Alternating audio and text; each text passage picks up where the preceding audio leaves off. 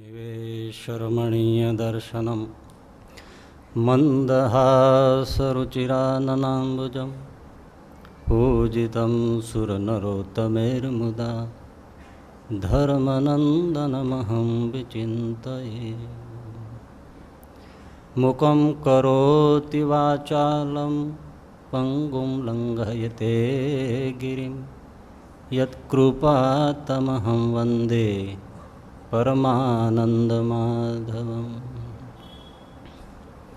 ॐ श्री स्वामिनारायणाय नमो नमः। ॐ श्री हरिकृष्णाय नमो नमः। ॐ श्री पूर्णपुरुषोत्तमाय नमो नमः। पूज्यपाद माधवप्रिय स्वामी जी, पूज्यपाद बाल स्वामी जी, सर्वे पूजनीय संतो, सत्संगी बंधुओं, आज આપણે ગરડા પ્રથમ પ્રકરણનું 50મું વચનામૃત વાંચ્યું. શ્રીજી મહારાજે જ પ્રશ્ન પૂછ્યો છે કે શાસ્ત્રમાં એમ કહ્યું છે કે કુશાગ્ર બુદ્ધિવાળાને બ્રહ્મની પ્રાપ્તિ થાય છે. બ્રહ્મની એટલે ભગવત પ્રાપ્તિ થાય છે. તો સંસાર વ્યવહારમાં બહુ જાણતા હોય, શાસ્ત્ર પુરાણ વગેરેના બહુ જ અર્થ જાણતા હોય, તો એને કુશાગ્ર બુદ્ધિવાળા કહેવાય કે નહીં? પછી શ્રીજી મહારાજે જવાબમાં કહ્યું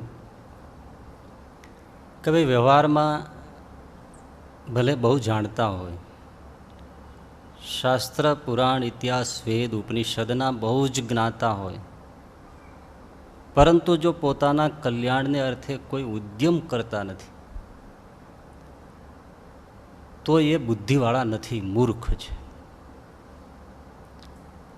અને ભલે બુદ્ધિ થોડી હોય અથવા જાજી હોય, પણ જે પોતાના કલ્યાણને અર્થે પ્રયત્ન કરે છે એ સર્વે બુદ્ધિવાળા છે. કલ્યાણ એટલે પોતાનું સારું કરવું, પોતાનું ભલું કરવું, પોતાનું હિત કરવું, પોતાનું મંગલ કરવું. એક સમ્રાટની પાસે શ્રેષ્ઠ વિદ્વાનો હતા, શ્રેષ્ઠ સાહિત્યકારો હતા, શ્રેષ્ઠ સંગીતકારો હતા, શ્રેષ્ઠ ચિત્રકારો હતા, શ્રેષ્ઠ અધિકારીઓ હતા, શ્રેષ્ઠ જ્યોતિષીઓ હતા, શ્રેષ્ઠ ખગોળશાસ્ત્રીઓ હતા. અને જ્યારે આવા શ્રેષ્ઠ પુરુષોથી એની કચેરી ભરાતી ત્યારે એની કચેરી દરબાર શોભી ઉઠતો, જળજળી ઉઠતો. કોઈ ઓછપ નહોતી. છતાં રાજાના મનમાં એક વિચાર, એક તુક્કો સૂજ્યો કે મારી પાસે શ્રેષ્ઠ બુદ્ધિશાળી પુરુષો તો છે, પરંતુ એકાદો મૂર્ખ પણ હોય તો પર્યાપ્ત છે.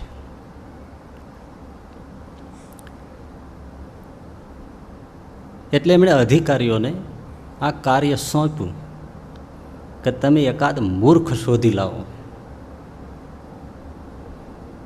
અધિકારીઓ અમલદારો મૂર્ખ શોધવા લાગી પડ્યા અને એક મળ્યો, શોધી કાઢ્યો.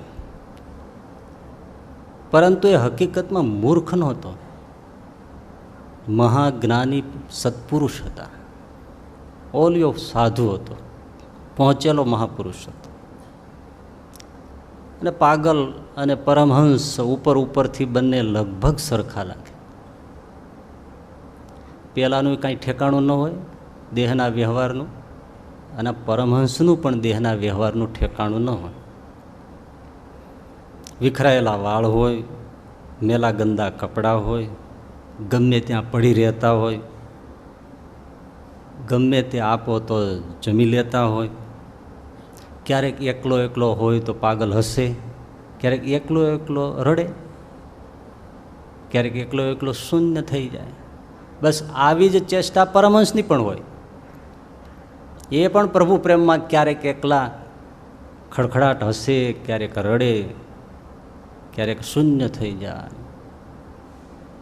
ગમે ત્યાં પડી રહે, ગમે તેમ દેહનો નિર્વાહ કરે.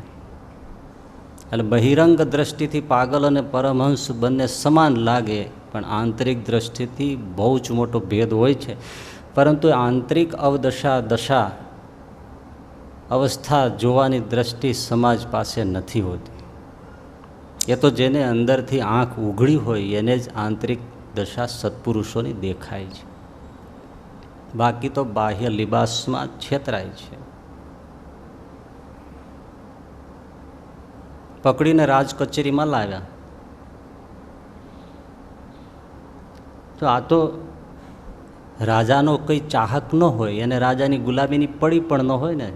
પરમહંસ છે. ચાહ ગઈ ચિંતા ગઈ મનવા બેપરવાહ, જીસે કછું ન ચાહીએ વો તો શાહન કા શાહ. આને કોની તમા છે? ગમે તેવો સમ્રાટ હોય તો એ તો આવીને વિસ્ફારિત નેત્રે ચારે બાજુ જોઈને ઊભા રહ્યા, એટલે ન પ્રણામ ન સલામ ન મુજરો. રાજાને થયું કે ખરેખર મૂર્ખ છે, નહીંતર આટલો શિષ્ટાચાર તો સમજે ને. આપણું માપ માણસને જોવાનું શિષ્ટાચારમાં છે, યા તો બાહ્ય પ્રવૃત્તિમાં છે, પણ આંતરિક સત આચરણ સુધી દ્રષ્ટિ પહોંચતી નથી. મૂર્ખ છે, શોધીને સારો લાવ્યા છે, છતાંય રાજાએ પૂછ્યું કે ભાઈ તારું નામ શું, તું ક્યાં રહે છે, તારો પરિવાર શું છે, આજીવિકાનું શું છે, આવું બધું પૂછ્યું એમણે. તો પહેલો તો ખડખડાટ હશે. રાજાને નક્કી થઈ ગયું કે મારે જેવો જોઈતો તો એવો જ આ મૂર્ખ ગોતી લાવ્યા છે. તો રાજાએ એક આવડું બોર્ડ પાટિયું તૈયાર કરી રાખેલું ને એના ઉપર લખેલું મૂર્ખ. એ પેલા મૂર્ખના ગળામાં પાટિયું પહેરાવી દીધું. હવે આને બધા સમજે કે આ મૂર્ખ છે. ત્યારે આ પરમહંસ એટલું બોલ્યા કે આ મારે ક્યાં સુધી પહેરી રાખવા. ત્યારે રાજાએ કહ્યું કે તારા કરતાં કોઈ મોટો મૂર્ખ મળે ત્યારે એના ગળામાં પહેરાવી તું છૂટો. ભલે ભલે, બહુ સરસ, એમ કહીને બહારથી દેખાતા પાગલ પરમહંસ રાજાની કચેરીમાંથી નીકળી ગયા. અધિકારીઓને કહ્યું કે આ હવે આપણી કચેરીનો સદસ્ય થયો, ચાહે ત્યારે આવે ત્યારે એને પેસવા દેવો.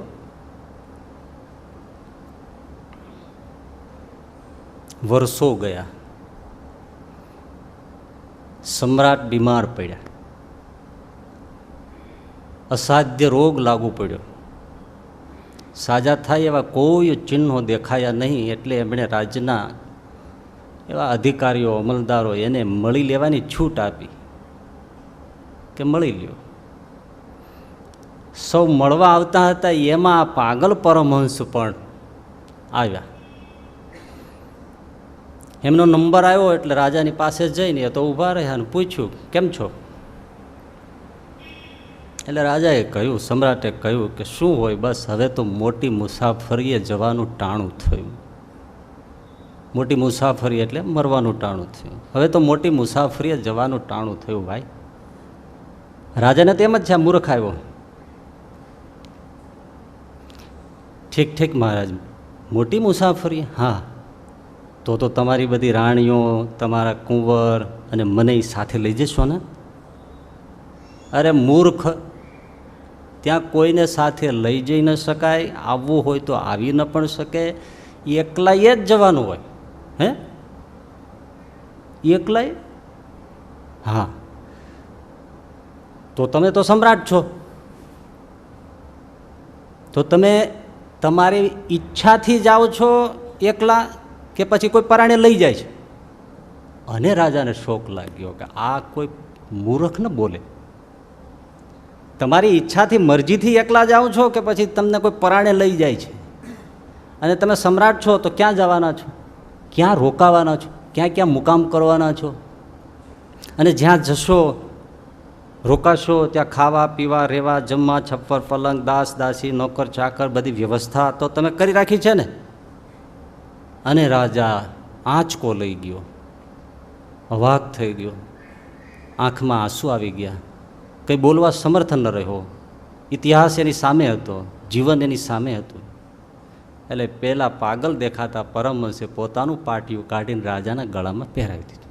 અરે અરે, આ તું શું કરે છે? બસ એ જ, મહારાજ તમે મોટા મૂર્ખ છો, મહામૂર્ખ છો, મૂર્ખ શિરોમણી છો મહારાજ. કોઈ સામાન્ય માણસ પણ એક નાનકડી મુસાફરીએ બહાર જતો હોય તો બધી તૈયારી કરીને નીકળે, બધી વ્યવસ્થા આયોજન વિચાર કરીને નીકળે, અને તમે આવડી મોટી યાત્રાએ જાઓ છો છતાં કોઈ આયોજન નહીં, કોઈ વિચાર નહીં, તો તમારા જેવો કોણ મૂર્ખ કોણ? આવજો, બાય બાય.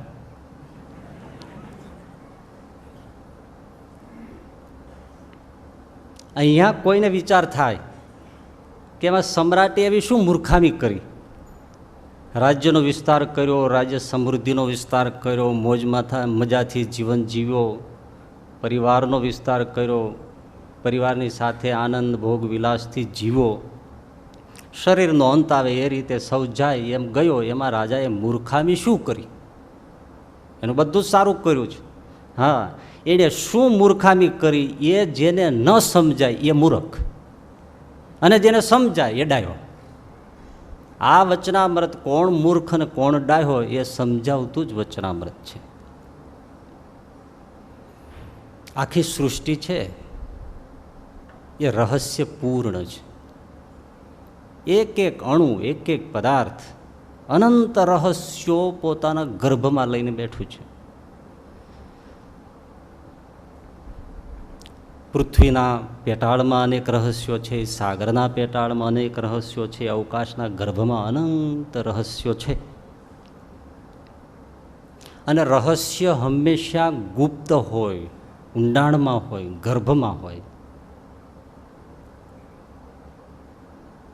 પૃથ્વીની તટ ઉપર, સતહ ઉપર, સપાટી ઉપર તો બધા પથ્થરા, માટી, કાંકરા, ધૂળ એવું હોય, પણ સોનું, ચાંદી, હીરા, ઝવેરાત તો ધરતીના પેટાળમાં હોય છે.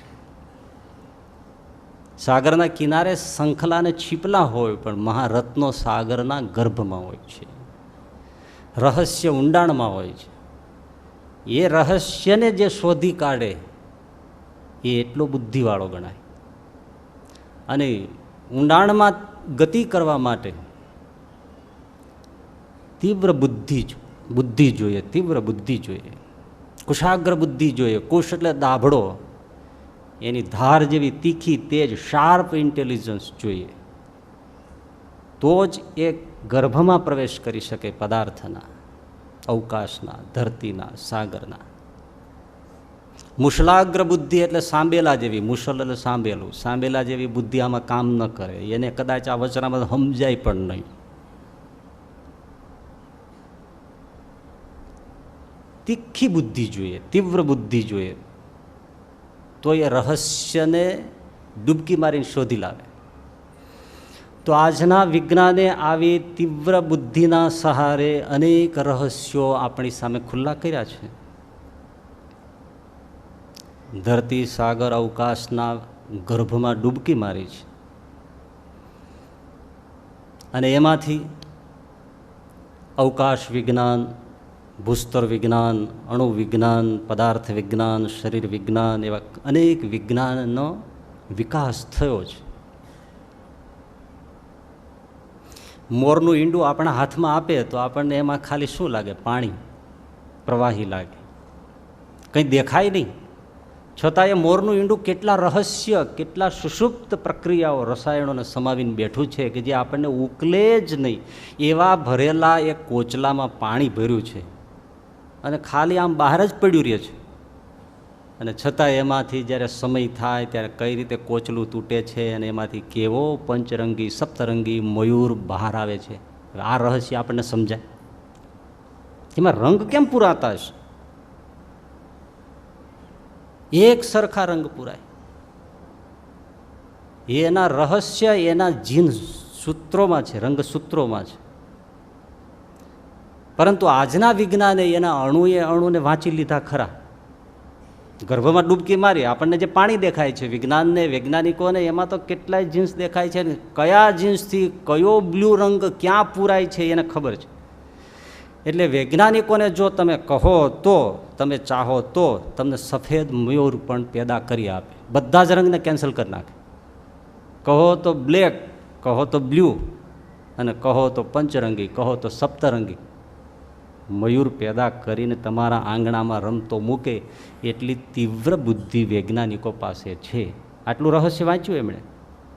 આ માનવ શરીર આપણું છે પણ એક જળના બુંદમાંથી જ તૈયાર થાય છે. એમાંથી કોઈ કાળા થાય છે, કોઈ ગોરા થાય છે, કોઈ લાંબા થાય છે, કોઈ ટૂંકા થાય છે, ઠીંગણા થાય છે, કોઈ સૌમ્ય થાય છે, કોઈ ક્રોધી થાય છે, કોઈ હિટલર થાય છે, કોઈ ગાંધીજી થાય છે, કોઈ જાડા થાય છે, કોઈ પાતળા થાય છે. એ આપણા હાથમાં નથી કેવું થવું. એ ઘણાને પોતાનો ચહેરો ન ગમતો હોય પણ એમાં એ કરે શું? અને બાળકનો જન્મ થાય પછી માવતરને ન ગમતો હોય કે આવું કાળું કીટોળા જેવું આવ્યું ચાંયથી, પણ એમાં એનું નથી ચાલતું. પરંતુ આ શરીરને વૈજ્ઞાનિકોએ એક એક ડીએનએને વાંચી લીધા. એક એક શરીરની લેંગ્વેજ, ભાષા, રંગસૂત્રો, જીન્સ એને વાંચી લીધા. અને તમે ચાહો તો તમારા હાથમાં હિટલર મૂકે, ચાહો તો ગાંધી મૂકે. એક નહીં, કાર્બન કોપી મૂકે, જેને ક્લોનિંગ પદ્ધતિ કહેવામાં આવે છે. આ ઓછી રહસ્ય શોધનારી બુદ્ધિ છે. શરીરના એક એક અણુને એમણે વાંચ્યો, ઉકેલ્યો. પરંતુ તીવ્ર બુદ્ધિ તો જરૂર છે, પરંતુ આ શરીરના રહસ્યો ઉકેલ્યા, પરંતુ આ શરીર શાના માટે મળ્યું છે, આ શરીરનો દાતા કોણ છે, આ શરીરનો સંચાલક કોણ છે, આ જે મનુષ્ય જીવન શા માટે મળ્યું છે, કયો હેતુ માટે મળ્યું છે, આ મનુષ્ય દેહે શું કરવા જેવું છે અને શું કરી લીધા જેવું છે, એ રહસ્ય જેને ઉકેલ્યું એ જ પરમ બુદ્ધિશાળી છે, એ જ કુશાગ્ર બુદ્ધિવાળો છે.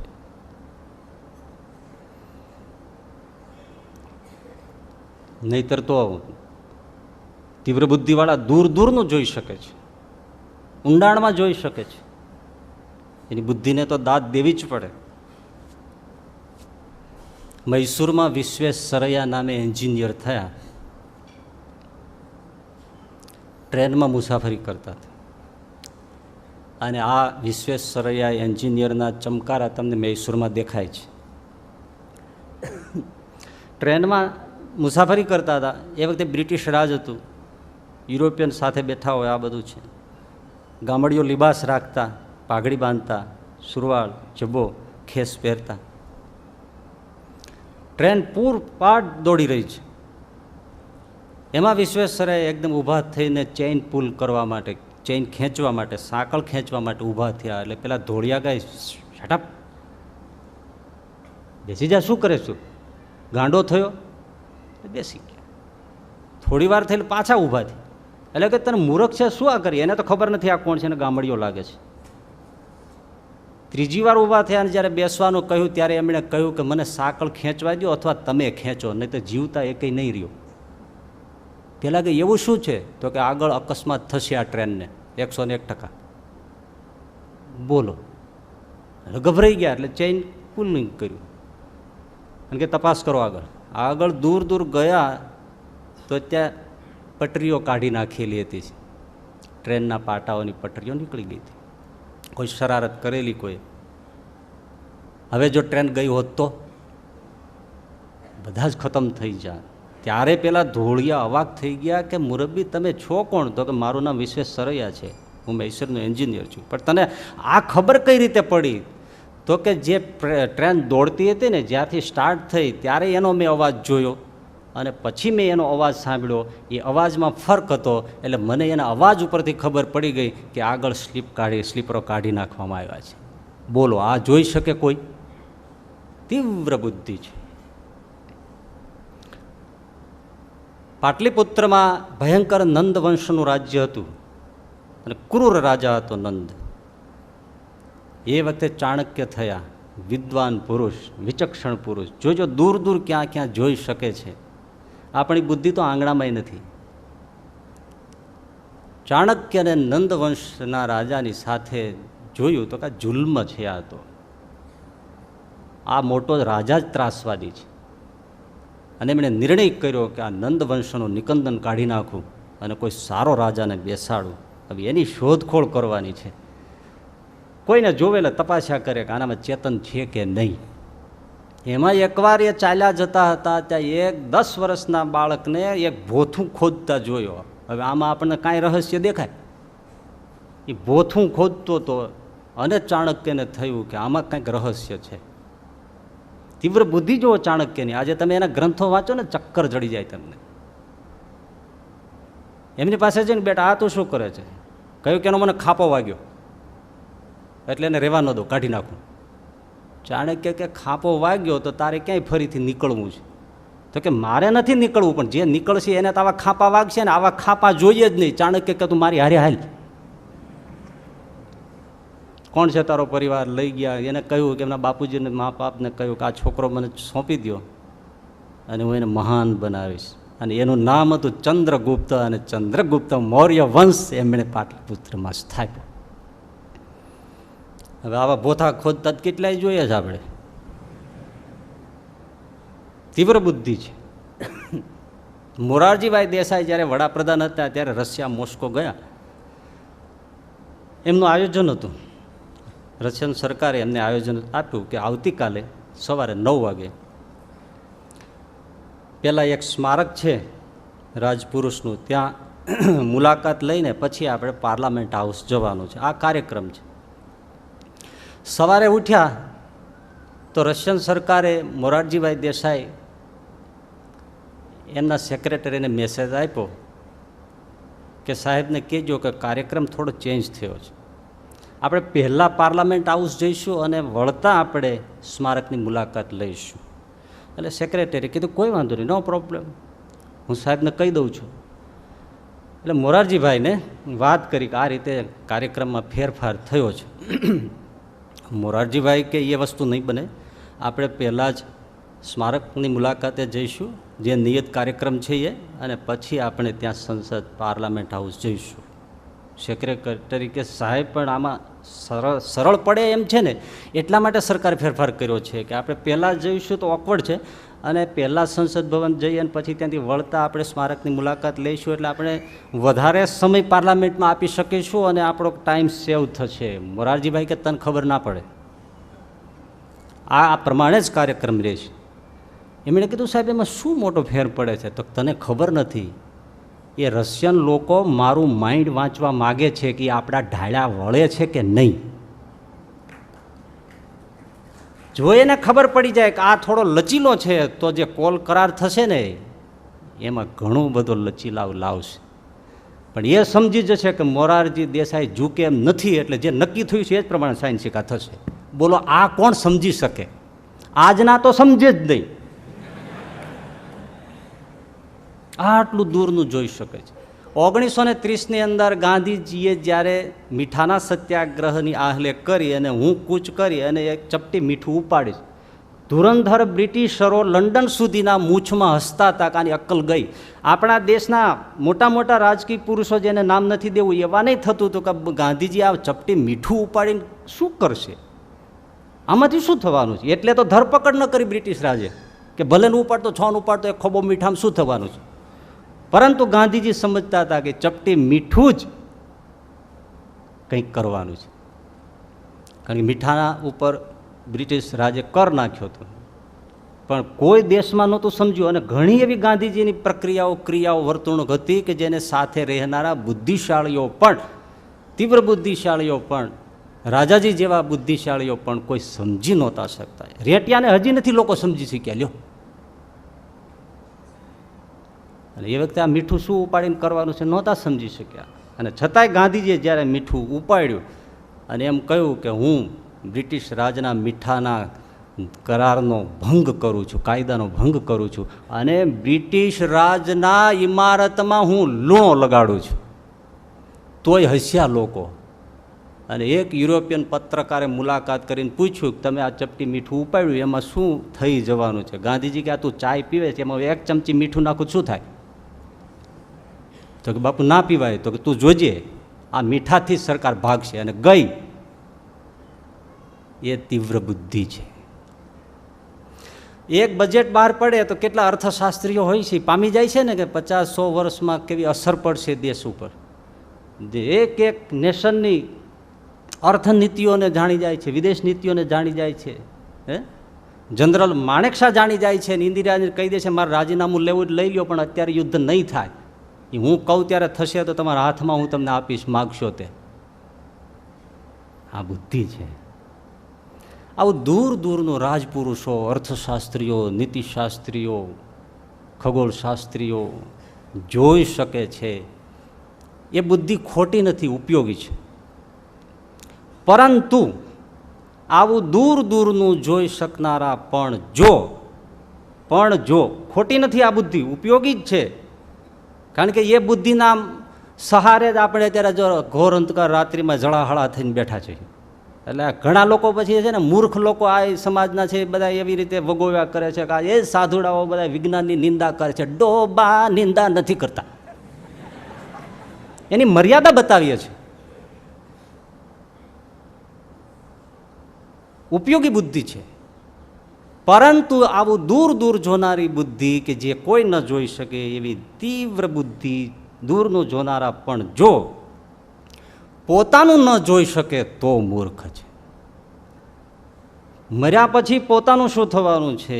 સદગતિ થવાની છે, દુર્ગતિ થવાની છે, સુખી થવાનો છે, દુઃખી થવાનો છે, કલ્યાણ થવાનું છે, અકલ્યાણ થવાનું છે. એ પોતાનું શું થવાનું છે એ જે ન જોઈ શકે તો એ મૂર્ખ છે, એ મૂર્ખ છે. બાકી તીવ્ર બુદ્ધિ હોય, ગાંધીજીની તીવ્ર બુદ્ધિ હતી છતાં પણ એ જોઈ શકતા હતા અને સંપૂર્ણ સ્પિરિચ્યુઅલ માણસ, અધ્યાત્મથી ભરપૂર માણસ હતા. એ મૂર્ખ નથી, પરમ ડાહ્યા છે. ન જોઈ શકે પોતાનું. તો જાપાનમાં ટોક્યો શહેરમાં ફાયર સ્ટેશન અદ્યતન બનાવેલું વર્ષો પહેલાં. એમાં એવી સિસ્ટમ રાખેલી કે તમારે જાણ જ ન કરવી પડે ફાયર સ્ટેશનને કોલ કરીને કે ક્યાં આગ લાગી છે. એવી રીતે એણે ચારે તરફ આખા ટોક્યો સિટી ઉપર કેમેરા ગોઠવેલા કે કેમેરાઓ ઝડપી લે અને એડ્રેસ નીચે કોમ્પ્યુટર થ્રુ આપી દે, આ જગ્યાએ આગ લાગી છે. રહેનારાને ખબર ન હોય ઘરમાં આગ લાગી છે, એ પહેલાં ફાયર બ્રિગેડવાળાને ખબર પડી જાય ફાયર સ્ટેશનમાં કેમેરાથી. અને હજી તમે જાણ કરવા જાઓ એ પહેલાં તો એના ફાયરનો કાફલો આવી ગયો હોય. આવું અદ્યતન ફાયર સ્ટેશન ટોક્યોમાં જાપાને બનાવેલું. પરંતુ એક દિવસે એ આખું ફાયર સ્ટેશન પોતે જ બળીને ભસ્મ થઈ ગયું. શા માટે? કારણ કે બધા જ કેમેરા એને ટોક્યો ઉપર રાખ્યા હતા, એક એક કેમેરો પાયામાં નહોતો રાખ્યો. જ્યારે એમાં જ પોતાના જ બિલ્ડિંગમાં જ્યારે આગ લાગી ત્યારે એને જાણ કરી ન શક્યું કે આ બિલ્ડિંગ હવે બળી રહ્યું છે. એ તો દૂર દૂર જોવે છે.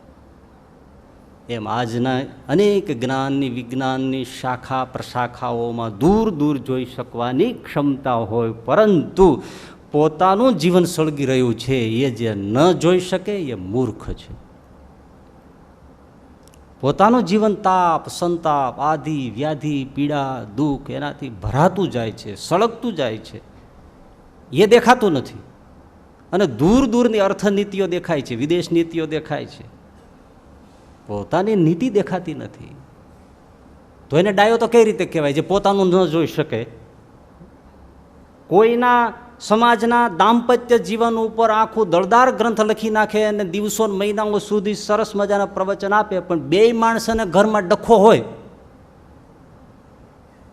એ ડાયો કહેવાય? એ તો મૂર્ખ છે. એ દ્રષ્ટિ અહીંયા આપી છે. ભલે દૂર દૂર જોવે, પરંતુ પોતાના જીવનનું શું થઈ રહ્યું છે એ જોઈ શકતા નથી. માટે એ તીવ્ર બુદ્ધિવાળા હોવા છતાં પણ મૂર્ખ છે. પોતાના જીવનમાં તાપ સંતાપ વધી રહ્યા છે. અને ભાઈ સાવ સાચી વાત છે ને, 1+1 એવી છે કે દરેકને સુખ જોઈએ છે. કોઈ દુઃખ મળે એના માટે મંદિરે આવતો હોય બતાવો. કોઈ ઠાકોરજીને દુઃખ માટે પ્રાર્થના કરતો હોય, ઓ પ્રભુ આખો જેઠ મહિનો કોરો ગયો, પૂર મોકલો, ફ્લડ મોકલો, એ પ્રાર્થના કરી હતી કોઈ? દુઃખ તો કોઈને જોઈતું જ નથી. એક માથું દુખે એ નથી ફાવતું, સુખ જ જોઈએ છે. બધાની જિંદગીભરની પ્રવૃત્તિ શાના માટે છે? સુખની ખોજ છે. પણ એમાં થોડુંક પણ સમજવા જેવું છે. આપણે ઊંડા ઉતરીએ ત્યારે ખબર પડે છે આપણને કે ભાઈ સુખ તો બધાને જોઈએ છે, પણ એમાંય ઊંડાણ એ છે કે બધાને સુખ જોઈએ છે એ હકીકત, પણ પાછું એવું સુખ જોઈએ છે કે જે કાયમ રહે. આજે સુખી હોય ને કાલે દુઃખી થાય, જૂનમાં સુખી હોય ને જુલાઈમાં દુઃખી થાય, એવું કોઈને જોઈતું નથી. બોલો, કોઈને જોતો હોય તો ઊંગલી ઊંચી કરો તો ઠાકોરજી સામે છે આપી દે. સદા જોઈએ છે, કાયમ જોઈએ છે. પાછું સદા જોઈએ છે, સુખ જોઈએ છે, કાયમ જોઈએ છે, સર્વત્ર જોઈએ છે. ભારતમાં સુખી થઈ એવું નહીં, જ્યાં જઈએ ત્યાં સુખી જોઈએ છે. અમેરિકા દુઃખી થવા કોઈ નથી જતું, સર્વત્ર સુખી થવું છે. સદા, સર્વત્ર અને સ્વતંત્ર સુખ જોઈએ છે. કોઈની ગુલામીથી પેદા થતું એવું સુખ જોતું નથી. હવે વિચાર કરો કે આવું સુખ ક્યાંય મળે? કોઈ કાયમ રહે નહીં પોતાની સાથે, અને કોઈ કાયમ આપણને સુખી કરી શકે નહીં. એના ઉપર આખી જુદી વાત લઈએ તો થોડું લંબાણ થાય, પણ એ અત્યારે પ્રસ્તુત નથી. તો એવું સુખ આ દુનિયામાં જોઈએ છે પણ મળનારું નથી. એકમાત્ર એવું ઠેકાણું છે કે આપણે જે સુખી છીએ, સુખ જોઈએ છે, સદા જોઈએ છે, સર્વત્ર જોઈએ છે અને સ્વતંત્ર જોઈએ છે, એવું સુખ એકમાત્ર મારા ઠાકોરજીના જ ચરણમાં છે, બીજે ક્યાંય નથી. એ સિવાય કે એવું સુખ છે જ નહીં, અને એની ખોજ છે પાછી. અને ખાટલે મોટી ખોટ, સુખ આવું જોઈએ છે કહ્યું એવું, અને ઠેકાણું પરમાત્મા છે, છતાં મોટામાં મોટી ખાટલે ખોટ કે પરમાત્મા સાથે જ વાંધો. હવે જો આજે અક્કલ છે ને આપણી, કૂતરા ખાઈ ગયા જે કહીએ છીએ, સુખ જોઈએ છે, આવવું જોઈએ છે, જ્યાં મળે એ ભગવાન, એ ભગવાનની સાથે, એને જ્યારે વાંધો. જીવવું છે, અંજળ હારે વિરોધ, રોટલા હારે વિરોધ, પાણી હારે વિરોધ, તે ટોટો દબાઈ જ જવાનો છે, પતી જવાનો. અંજળ હારે વિરોધને જીવે કેમ? સુખ જોઈએ છે ને ભગવાન હારે વિરોધ, તો મળે કેમ? અને ભાઈ નવી નવાઈ તો એ છે કે પાછો જેટલો બુદ્ધિશાળી એટલો ભયંકર વિરોધ. લ્યો કરો વાત. ઓછી હોય તો ભાઈ હાલો આ ભગવાનનો સુખ આ જ મળે, 2-5 માળા કરો, સારું થઈ જાય, ભગવાન સારું કરી દે છે. ઓલો બિચારો બેસી જાય ને સારું થઈ જાય. અને બુદ્ધિવાળાને કહો તમે દુઃખી છો, 5 માળા કરો, એમાં શું થાય? શું થાય? તો મર. એને તો તર્ક થશે ને, એ તો બુદ્ધિ છે, એને બધું ચાલે છે. અરે કોઈ બહુ સરસ કીધું છે, પરમાત્માએ જીભ આપી, એ જીભથી પાછો બોલે છે. પરમાત્મા ક્યાં ક્યાં છે વળી પરમાત્મા? આ વળી સૃષ્ટિનો સર્જક, સંચાલક એ હોય ના રે ના, કોઈ અસ્તિત્વ જ નથી. ગોડ ઇઝ નોવેર, ક્યાંય છે જ નહીં. નીત્સે વળી એમ કહેતા ગોડ ઇઝ ડેડ, મરી ગયો છે. લિખિત નીત્સે આવું લખી રાખેલું એના ઘરની આગળ, ગોડ ઇઝ ડેડ, લિખિત નીત્સે. અને નીત્સે મરી ગયો ત્યારે પાદરી આવીને લખ્યું નીત્સે ઇઝ ડેડ, લિખિત ઇન ગોડ.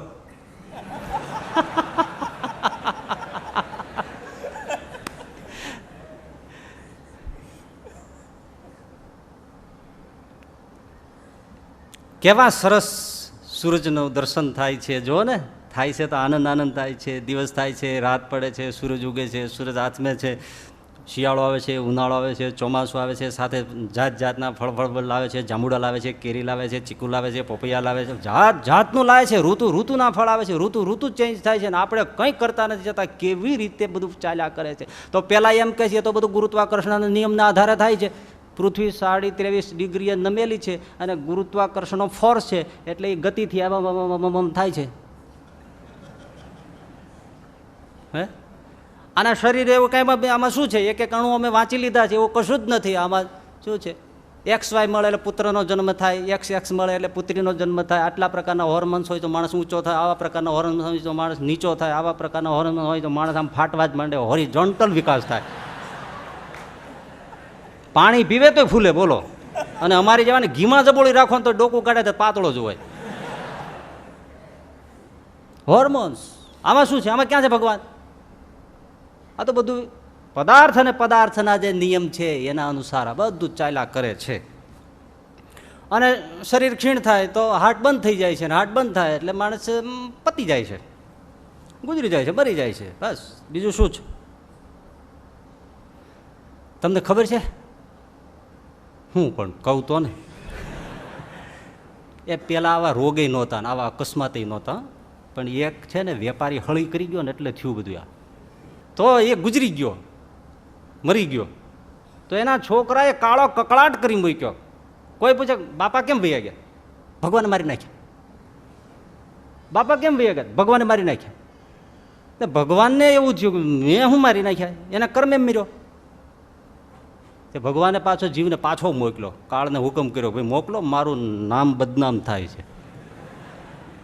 હારા જ્યાં ભરે ત્યાં એમ જ કહે ભગવાન મારી નાખ્યા, ભગવાને મારી નાખ્યા. એને મોતે મર્યો છે ને આ તો મારું નામ ચડાવે છે. પાછો બેઠો કરો ને બેઠો થયો એટલે છોકરાઓ ખુશ થયા. જોયું જોયું. અને એમાં એક દિન બીજો દી થયો, બજારમાં જતા હતા, બે આંખલા એવા બાજે તેમાં બાપાને ઝપટમાં લીધા, ગોટો વાળી દીધો. અને પછી બાપા મરી ગયા. પછી બધા આવે જો પૂછવા બાપા કેમ કરતા મરી ગયા? શું બોલે? ખૂંટિયા મારી નાખ્યા. બાપા કેમ મરી ગયા? કેન્સરમાં મરી ગયા. બાપા કેમ મરી ગયા? Heart attack. બાપા કેમ મરી ગયા? ભટકાણા. એક જણા ગામડે ગયા તો કે વાહા દાદા કેમ દેખાતા નથી, કેમ પાછા થયા? ગામડામાં કે ને પાછા થયા. કે વાહા દાદા કેમ પાછા થયા? તો કે હામાં થયા એટલે પાછા થયા. દરબારની હામાં થયા એટલે પાછા થયા. એટલે પછી ભગવાને આ જાત જાતના રોગ ને અકસ્માત ને બધું પેદા કર્યું. ભગવાન છુપાઈ ગયો, પદાર્થ અને પદાર્થના નિયમો સ્થાપન કર્યા. એટલે જ્યાં તમે અંદર જાઓ તો કોઝ એન્ડ ઇફેક્ટ તમને દેખાવાની જ. એક એકનો નિયમ બતાવશે. નિયમ દેખાય છે પણ નિયામક દેખાતો નથી. અમેરિકાની અંદર એક ઘટના બની.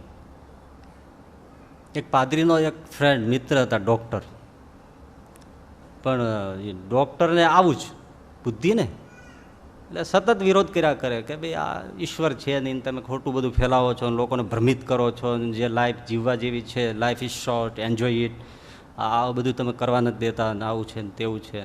પણ પાદરી કોઈ દિવસ કંઈ ચર્ચા જ ન કરે અને સાંભળે. એક દિવસ એવું બન્યું કે એને એક પ્રિન્ટિંગ પ્રેસનું ઓપનિંગ કરવાનું હતું પાદરીને. એટલે પેલા ડૉક્ટર મિત્ર તો સાથે બેઠા જ હતા, એમને કીધું તમારી જોડે ચાલો. ગયા.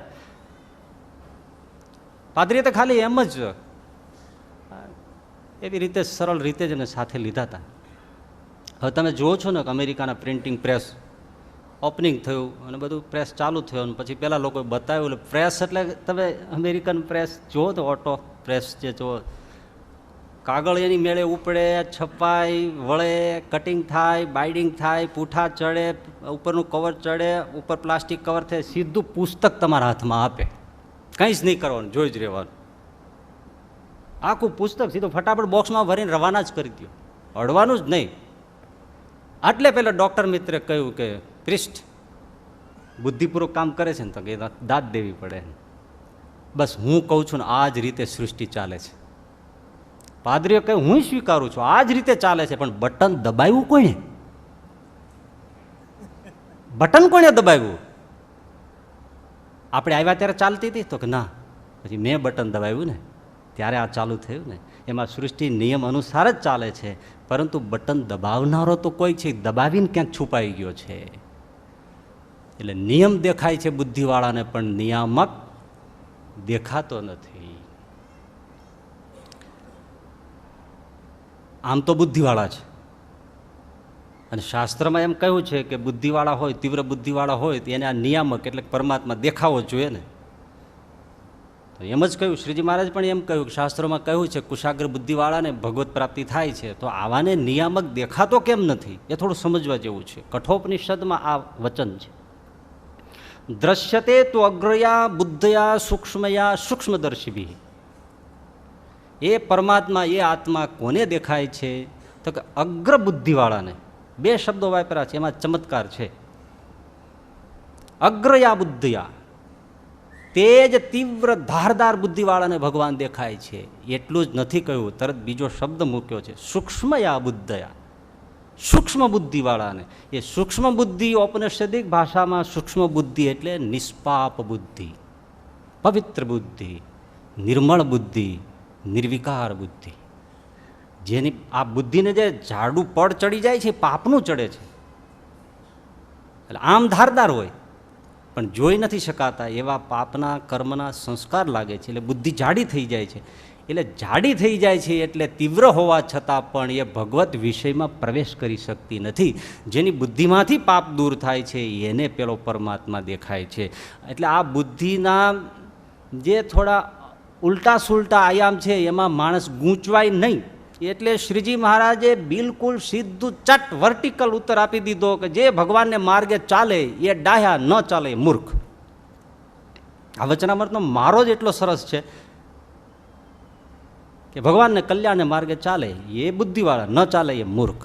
પતી ગયું. હવે તમે પછી પેલું ઝીણું જાડું તમારે જે કાંતું હોય કાંતી રાખો.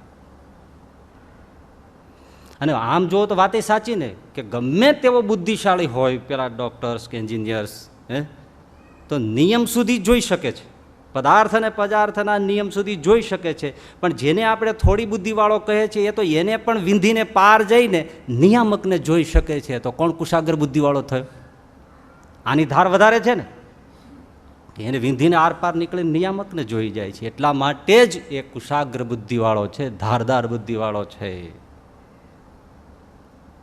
એની બુદ્ધિ છે એ ભગવાનને જોઈ શકે છે, ભગવાનના માર્ગે ચાલી શકે છે અને ભગવત પ્રાપ્તિ કરી શકે છે. ભગવત પ્રાપ્તિ એટલે શું? ઘણાને તો શું છે, ભગવાન શબ્દ અને આકૃતિ, મૂર્તિ અને સ્વરૂપ ને એની સાથે જ બહુ વિરોધ ને ડખો હોય છે ને. પરંતુ આપણે શાસ્ત્રોમાં બહુ સીધું જ આપ્યું છે. ભગવાન એટલે એનું સ્વરૂપ કેવું? સચ્ચિદાનંદ. એ સાકાર માનો, નિરાકાર માનો, પણ એનો જે રસ છે, તાત્વિક સ્વરૂપ છે, એમાં તો કોઈ ફરક પડતો નથી. એ માનવ દેહ હોય તો પણ સચ્ચિદાનંદ છે, વ્યાપક સ્વરૂપ હોય તો પણ સચ્ચિદાનંદ છે. એ ભગવાનનું સ્વરૂપ કેવું છે? બોલો જો, કેવું છે? સચ્ચિદાનંદ છે, આનંદમય છે. પણ કેવો આનંદ? સત, એવરલાસ્ટિંગ, ચિત્ત, જ્ઞાનમય, જ્ઞાનપૂર્વક, સભાનતાપૂર્વકનો એવો આનંદ, એવું ભગવાનનું સ્વરૂપ છે. હવે તમે વિચારો કે આપણે પહેલાં જે વાત થઈ હતી એને કેવું સુખ જોઈએ છે? હકીકતમાં એ આનંદની પરિભાષા છે. તો એવો આનંદ ખોળે છે, એ જ આનંદની પ્રાપ્તિ થાય છે, એને જ ભગવત પ્રાપ્તિ કહેવાય છે. એ સચ્ચિદાનંદની પ્રાપ્તિ થાય છે. જે આનંદ ખોળીએ છે ને એ આનંદની પ્રાપ્તિ આવા વિચક્ષણ બુદ્ધિવાળાને પ્રાપ્ત થાય છે. અને આનંદ તો જોઈએ છે ને, તમારે જોઈએ છે કે નથી જોઈતો? બધાને જોઈએ છે. અરે ભાઈ, મનુષ્ય દેહે, ધ્યાનથી સાંભળજો, મનુષ્ય દેહે જ આવો આનંદ ખોળીએ છીએ એવું નથી. કીટ, ભ્રંગ, પતંગ, ગાય, ભેંસ, કૂતરા, ગધેડા, આવા નિમ્ન કક્ષાના પશુ પક્ષીઓ અને પ્રાણીઓ પણ આવું જ સુખ ખોળે છે. અખંડ, શાશ્વત, સદા, સર્વત્ર અને સ્વતંત્ર આવું સુખ જ ખોળે છે. આવો આનંદ જ ખોળવા માટે એકે એક નાનું જીવડું પ્રયાસ કરી રહ્યું છે, પરંતુ પામી શકતું નથી.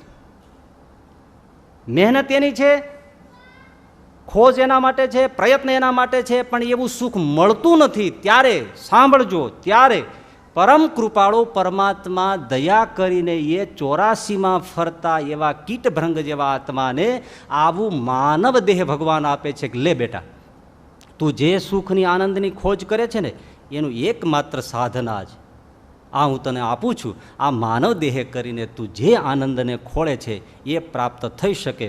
આ સિવાય બીજું નથી, એક્સક્લુઝિવ છે. આ સિવાય તને કોઈ સાધન નહીં મળે કે જેનાથી તું ખોળે છે એવો આનંદ મળે. માટે સાચવજે, સંભાળજે, અને આનાથી તારે જે જોઈએ છે એ મેળવી લેજે ફટાક્યો ફૂટે પહેલાં, તો તું સુખ્યો, સદાને માટે સુખ્યો થઈ જઈશ. એટલે શેના માટે જીવન છે? તો કે પરમાનંદ પ્રાપ્ત કરવા માટે, આવું સુખ મેળવવા માટે, એટલે કે ભગવત પ્રાપ્તિ માટે, એટલે કે સચ્ચિદાનંદ સ્વરૂપની પ્રાપ્તિ માટે ભગવાને મનુષ્ય દેહ આપ્યો. આ દેહની પરિભાષા ઉકલી, પણ જીવનની પરિભાષા આ છે કે એના માટે ભગવાને, પરમાત્માને આ મનુષ્ય જીવન આપણને આપ્યું છે. એ રહસ્યને જે ઉકેલી નાખે એ બુદ્ધિવાળો, અને ન ઉકલે એ મૂર્ખ. ભાઈ, 84 લાખ દેહ છે, 84 લાખ આટલી યોનિઓ છે. એમાં એકમાત્ર આ દ્વાર મનુષ્યનું છે. એનાથી જ આવું કામ થતું હોય તો વિચાર કરો એ મહત્વનું કેટલું. 84 લાખમાં એક ઇન્સ્ટ્રુમેન્ટ એવું હોય કે જેનાથી તમે જે ચાહો છો એ ડોર ખુલી શકે, તો એ ઇન્સ્ટ્રુમેન્ટ કેટલું મહત્વનું થઈ ગયું. અરે તમારી પાસે દરેક વસ્તુ ખાવાની હોય પણ દિયાસલી ન હોય, શું કરો? કેમ કરવું? એ તેજનો તણખો તો જોઈએ ને. ખેતર છે, બધું છે, પણ બીજ નથી, ચાલો શું થાય? તો 84 લાખમાં આ એકમાત્ર આ સાધન છે, તો કેટલું મહત્વનું. અને પાછું 84 લાખ, 84 ખાલી નહીં, 84 લાખ, 8.4 મિલિયન એટલી યોનિઓ ફરે ફરે ફરે ફરે ફરે ફરે ફરે ફરે ત્યારે માંડ માંડ માંડ માંડ માંડ એકવાર મળે. દુર્લભ કેટલું, એટલું મહત્વનું, આટલું દુર્લભ. શ્રીજી મહારાજે વચનામૃતમાં ખગોળ ભૂગોળના લખ્યું છે, ભાગવદાદિક શાસ્ત્રોમાં પણ લખ્યું છે કે મનુષ્ય દેહ આ જીવને ક્યારે આવે છે? છાતીનો આપણો થડકો ચૂકી જાય. બોલો, આપણો 24 કલાકનો દિવસ છે, એવા દિવસ 8 અબજ અને 64 કરોડ, એટલે 864 કરોડ વર્ષ જાય ત્યારે બ્રહ્માનો એક દિવસ થાય. એવા દિવસના 30 દિવસનો મહિનો, 30 ગુણવાનો, 864 કરોડને ગુણ્યા 30, એને ગુણ્યા એવા 12 મહિના થાય ત્યારે એક વર્ષ થાય. 864 કરોડ ગુણ્યા 30 ગુણ્યા 12 ત્યારે બ્રહ્માનો એક વર્ષ થાય. એવા 100 વર્ષ બ્રહ્મા જીવે. 864 ગુણ્યા 30 ગુણ્યા 12 ગુણ્યા 100 ત્યારે એક બ્રહ્માનો એક દિવસ થાય, આ એક બ્રહ્માનું આયુષ્ય થાય. એવા પાછા 3.5 કરોડ બ્રહ્મા આવે ને જાય ત્યારે આ જીવને મનુષ્યનો દેહ મળે છે. બધા કેલ્સી ખૂટી જાય. આટલો મોંઘો. જીવનનું લક્ષ્ય આપણે જે કેસેટ છે પ્રવચનની થયેલી છે એમાં વિસ્તારથી આ વાત સમજાવી છે. જિજ્ઞાસુઓએ ધ્યાનથી સાંભળી લેવા જેવી તો ખરી જ. આટલો મોંઘો મનુષ્ય દેહ, આટલું મોંઘું સાધન, આટલું દુર્લભ અને આટલું મહત્વનું. હવે જે સાધન જેના માટે હોય એના માટે ન વાપરે અને બીજા માટે વાપરે એને ડાહ્યો કહેવાય, મૂર્ખ. આપણે તો આમાંથી એ જ ગોતવાનું છે, આ વચનામૃતમાંથી આપણે એ જ ગોતવાનું છે કે આપણે ડાહ્યા છીએ કે મૂર્ખ છીએ.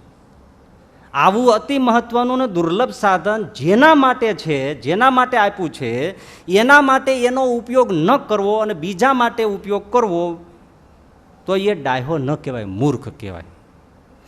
શિક્ષક ભણાવતા હતા ક્લાસમાં, પ્રાઇમરી છોકરાઓ હતા બધા, 7મા 5મા 6ઠા ધોરણના જ હતા, પણ આજના બધા કોમ્પ્યુટરાઇઝડ થયા ને બધા માઇન્ડ. એટલે સાહેબે પૂછ્યું કે વિદ્યાર્થીઓ એક પ્રશ્નનો જવાબ આપો. હા બેટા, રમે મનનો ટીનો હકુ વકુ. હા, ઉપયોગ અને દુરુપયોગ એ એક્ઝામ્પલ સાથે, દ્રષ્ટાંત સાથે આમાંથી કોઈ સમજાવો. ઉપયોગ કોને કહેવાય, દુરુપયોગ કોને કહેવાય, દ્રષ્ટાંત સાથે કોઈ સમજાવો. એક છોકરો ઊભો થયો, એ કે સાહેબ જો સીધી ને સાદી વાત છે, આ અમારા કાન છે ને એ તમે જે ભણાવો ને સાંભળવા માટે છે, ખેંચીને મેળવા માટે નથી. એટલે તમે જે ભણાવો એને અમે સાંભળીએ એ કાનનો ઉપયોગ કહેવાય, પણ તમે ખેંચો છો ને, વળ ચડાવો છો ને, એ દુરુપયોગ કહેવાય. અને કાંઈ મળે એટલામાં કેટલું કહી દીધું બોલો. અને સાહેબ તો સાહેબ એકદમ ગુસ્સો ચડ્યો, ફૂટપટ્ટી લઈને પાછળ દોડ્યો. છોકરો કે સાહેબ ફૂટપટ્ટીનું પણ એવું જ સમજવું. છોકરો આગળ, માસ્તર પાછળ. ફૂટપટ્ટી માપવા માટે છે, મારવા માટે નથી. અને સાહેબને ઓર ગુસ્સો ચડ્યો, એ તો ચોગાનમાં આગળ, છોકરો પાછળ. સાહેબ તો છોકરો દોડતા દોડતા કે સાહેબ ગવર્મેન્ટ તમને પગાર ભણાવવા માટે આપે છે, અમને ભગાડવા માટે નહીં.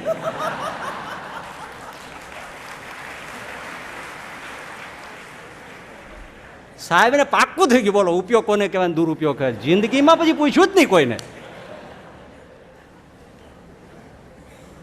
એક બેન પાડોશમાં થોડે દૂર સોસાયટીમાં બેસવા ગયા છે. બહેનોને અડકે પડકે બેસવા જવાનું બહુ હોય, કાંઈ ન હોય તો બેસવા જાય. એક વાત વચ્ચે યાદ આવી ગઈ, કહેતા હોત કહી દો. એક બેન બેઠા બેઠા ઓટલે રડતા હતા. તે કોઈ નીકળ્યું તો કે શું કામ બેન રડો છો? તો કે કોઈ કામ નહોતું, મને એમ થયું હાલો ઘડીક રોઉં.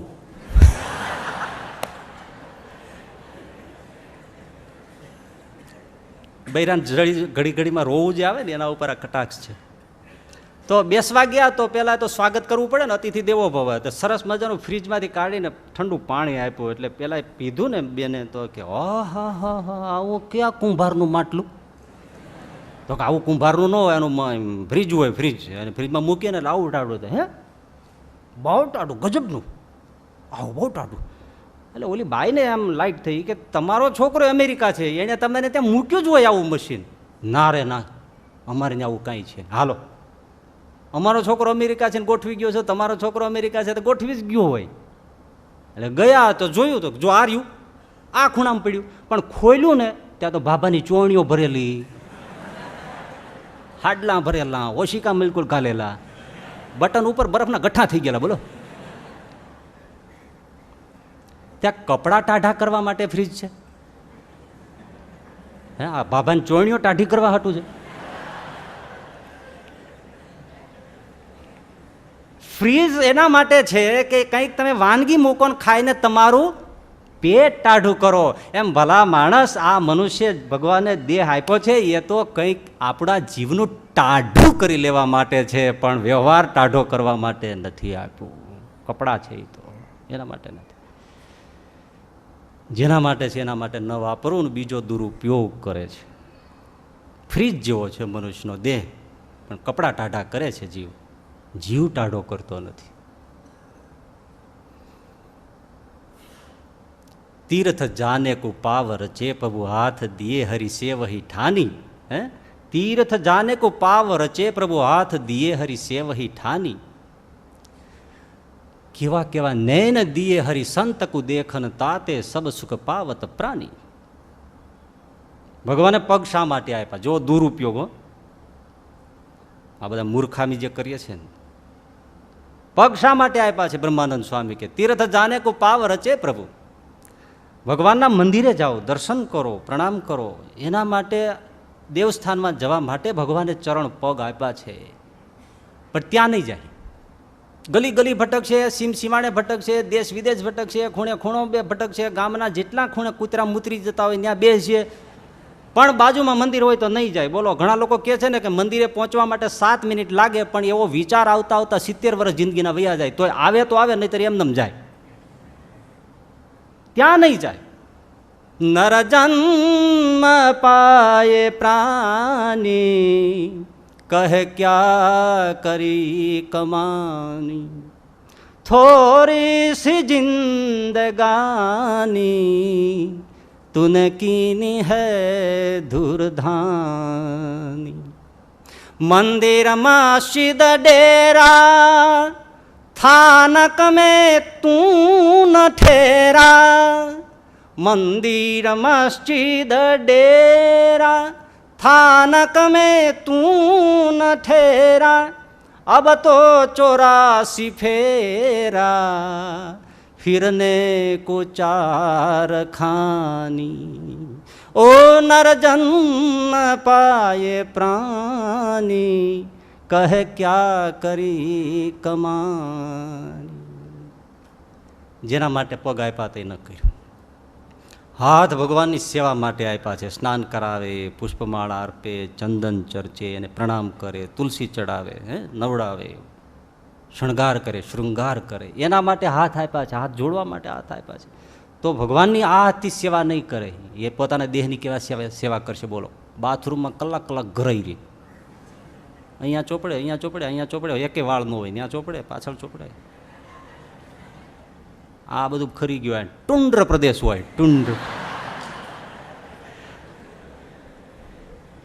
તોય પાછા એમાં દાંતીઓ ફેરવે. પાછું કેટલો શણગાર, કેટલા લોશન. આમ જાય. હવે અત્યારના સુખી માણસોના ઘરમાં જાય જાતના પછી હીટિંગ લગાવવાના, ના કરવાના, ડ્રાય કરવાના, વાંકું વાળવાનું. મેં કીધું આ બંદૂકડીઓ શું ટાંગાડીએ છીએ? ઘરનાને કંઈ ભડાકે દેવાય છે. કેટલો શણગાર. આ શરીરની સેવા માટે કેટલો હાથનો ઉપયોગ. છોકરાઓને પંપાળે, પરિવારને પંપાળે. કૂતરા પાળ્યા હોય તેને કેટલા પંપાળે? કૂતરાને કેટલા પંપાળે. ઓલી છાપામાં ફોટા આવે, શ્વાન પ્રેમ.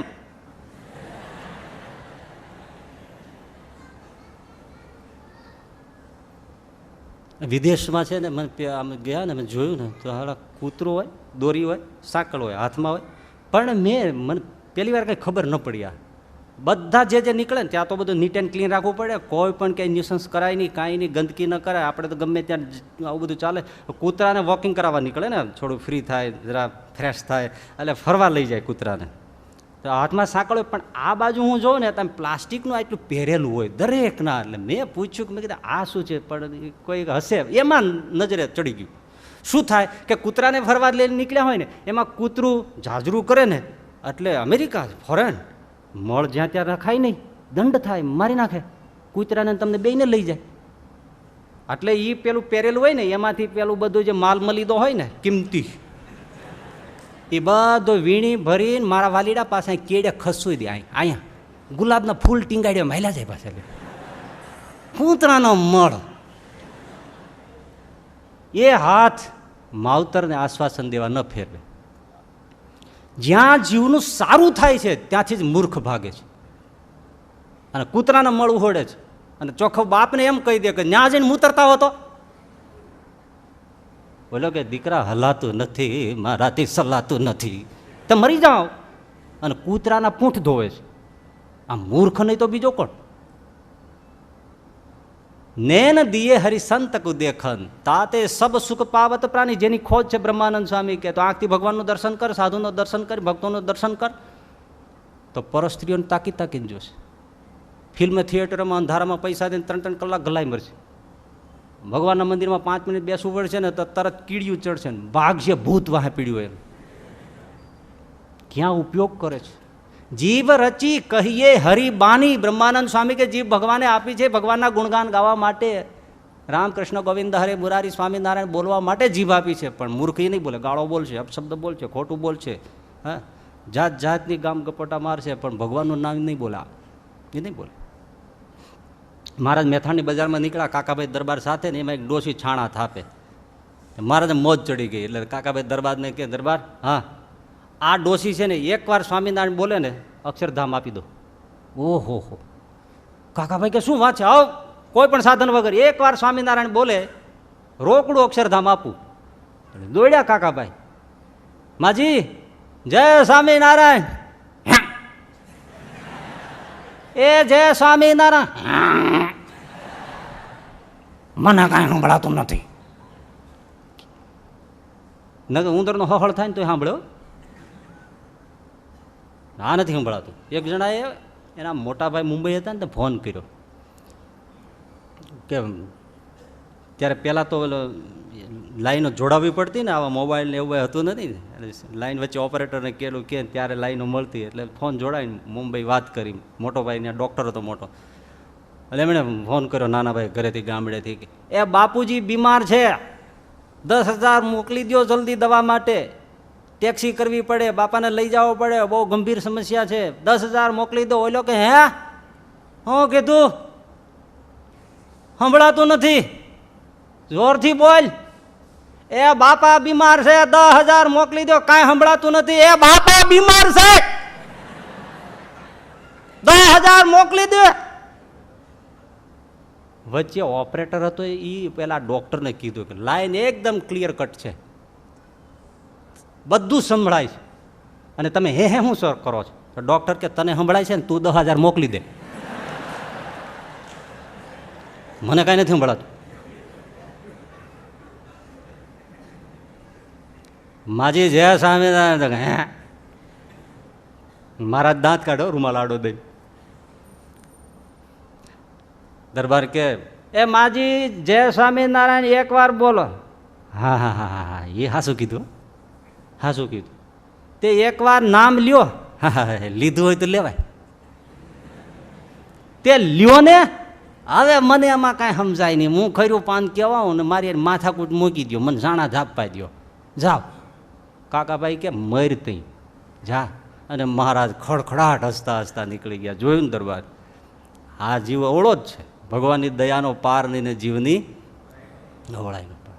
જ્યાંથી સુખ મળે એમ છે ત્યાંથી જ ભાગે છે, અને જ્યાંથી સુખ નથી મળે એમ એની પાછળ પડ્યો છે ને, સંસારની પાછળ પડ્યો છે. હવે ત્યાંથી એમાંથી કાંઈ રસનું ટીપું આવે એમ છે જ નહીં. એનો અર્થ એવો નથી ભાઈ આ ખાવું પીવું ને વ્યવહાર ને ઉદ્યમ ને ધંધા ને વેપાર ન કરવું. જો ફરીથી ચોખવટ કરી લઈએ એટલે વળી એમ ન કે આ બધા બોગસ વાતું કરે છે. આ બધાની જરૂર છે ને, ખાવું પીવું વેપાર ઉદ્યોગ, જેની જેટલી બુદ્ધિ જેટલી કેપેસિટી, કોણ ના પાડે છે તમે તમારો ઉદ્યમ કરો. પરંતુ સાવ ભગવાનને ભૂલીને જીવ જ્યારે આમાં જ પડે એ મૂર્ખ છે. ભગવાનને રાખીને જેટલું થાય એટલું કરે, કોઈ વિરોધ નથી, પણ સાવ મૂકી જ દેવાનું. અને મૂકી દે એટલે કેટલું, જો તમારી ભાષામાં હું તમને વાત કરું, બહુ તો નહીં કહું, છાપાઓમાં આવે ને ત્યારે મને જે વિચાર આવે એ તમને કહું. હાલો, આ હમણાં જ 2 દિવસ પહેલાં જ કિસ્સો હતો કે પરિણીતા સ્ત્રી હતી તેને પહેલાં લગ્નનો પ્રસ્તાવ મૂક્યો અને પેલી તો પરણેલી હતી, 2 બાળકો હતા. એ કેવી રીતે શક્ય બને? તો પેલો સળગીને મરી ગયો. બરાબર, મનગમતું પાત્ર ન મળ્યું, સળગીને મરી જાય. તો આ મનુષ્યનો દેહ સ્ત્રી માટે જ મળ્યો એવું થયું ને? એનો હેતુ શું થયો? ઘણા આત્મહત્યા કરી લે ભાઈ સંતાન સુખ નથી એટલે પછી સહન ન થયું. તો દીકરા માટે જ હતું, આ પ્રજોત્પત્તિ કરવા માટે જ હતું. આ હેતુ તો બદલાઈ ગયો, ખ્યાલ જ નથી એને. 2 ભાઈઓ માલ મિલકતની વેચણી થાય ને એકને ઓછું વધતું હોય મારામારી થઈ જાય ને કાપી નાખે. બોલો, તો માલ મિલકત મેળવવા માટે જ મનુષ્ય દેહ ભગવાન આપ્યો હતો. જે હેતુ હતો જો નથી સ્પષ્ટ થયો એને. અરે ભાઈ, ઓછું મળે તો ઓછું કામ કરવાનું છે, ભગવાન ભજી લેવાનું, એ જે કરી લે એ ડાહ્યો છે. આ બધું ક્યાં ભેળું કરવાનું? આટલી બધી જરૂર હતી? જરૂર હોય એટલું તો છે. અને ભજન કરે એને તે એટલું આપોઆપ મળે છે. ભેંસ પોદળો કરે તો ધૂળ તો આવવાની જ છે. કરી લેવાનું છે એ કરતો નથી, એ મૂર્ખ છે. એક ભાઈએ 25 કરોડનો બંગલો બનાવ્યો, 5 માળનો. એવું તમારે આરસ ને હા હા હા જાકા માકા વગર લાઈટે ઝળહળે એવો એવો બંગલો. હા, હમણાં આ તો હું તમને વચ્ચે વાત આવી દઈ કહી દઉં. મેં હમણાં વાંચ્યું, મોટા ડૉક્ટરનું સંશોધન છે એ કે આ જે આરસ છે ને એ મંદિરો માટે જ છે. આજે જે બધા શેઠિયાઓ પોતાના બંગલાઓમાં જડવા માંડ્યા છે ને, એને ગોઠણના દુખાવા, પ્રજોત્પત્તિમાં કમી, આ જે બધું છે ને એ આરસ કરે છે. એટલા માટે આરસ 2 જ જગ્યાએ જડાય. શાસ્ત્રીય નિયમ એણે કીધો, એક મંદિરોમાં અને એક કબ્રસ્તાનમાં. બાકી લોકો બંગલામાં જડે છે એમાંથી આ બધા દર્દો નીકળે છે. હાલો, મને આમ લાગ્યું તો ખરું સાચું જ હશે, કારણ અમારું લઈ જાય હાલે ક્યાંથી? પણ થોડું વિચારવા જેવું તો ખરું જ. આપણે જે દિવસે માટીના ખોરડામાં રહેતા હતા તેથી કાંઈ નહોતું થતું, પણ એનો અર્થ એવો નથી કે ગોરમટું કરવું. તો કરવું શું? તો જડવું, બીજું શું?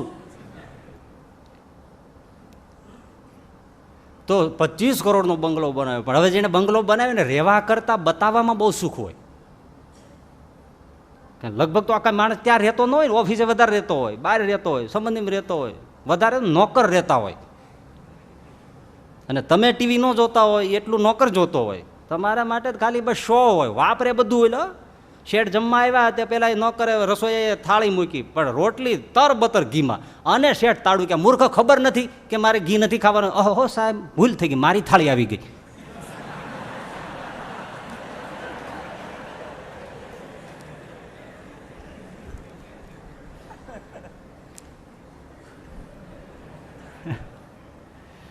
બતાવવામાં બહુ સુખ. એટલે મહેમાન આવ્યા છે કોઈ એવા, પણ મહેમાન થોડો બુદ્ધિવાળો બતાવી, જો આ પહેલો માળ, અહીંયા હું અમે 2 ડોહો ડોહી પીડ્યા રહી.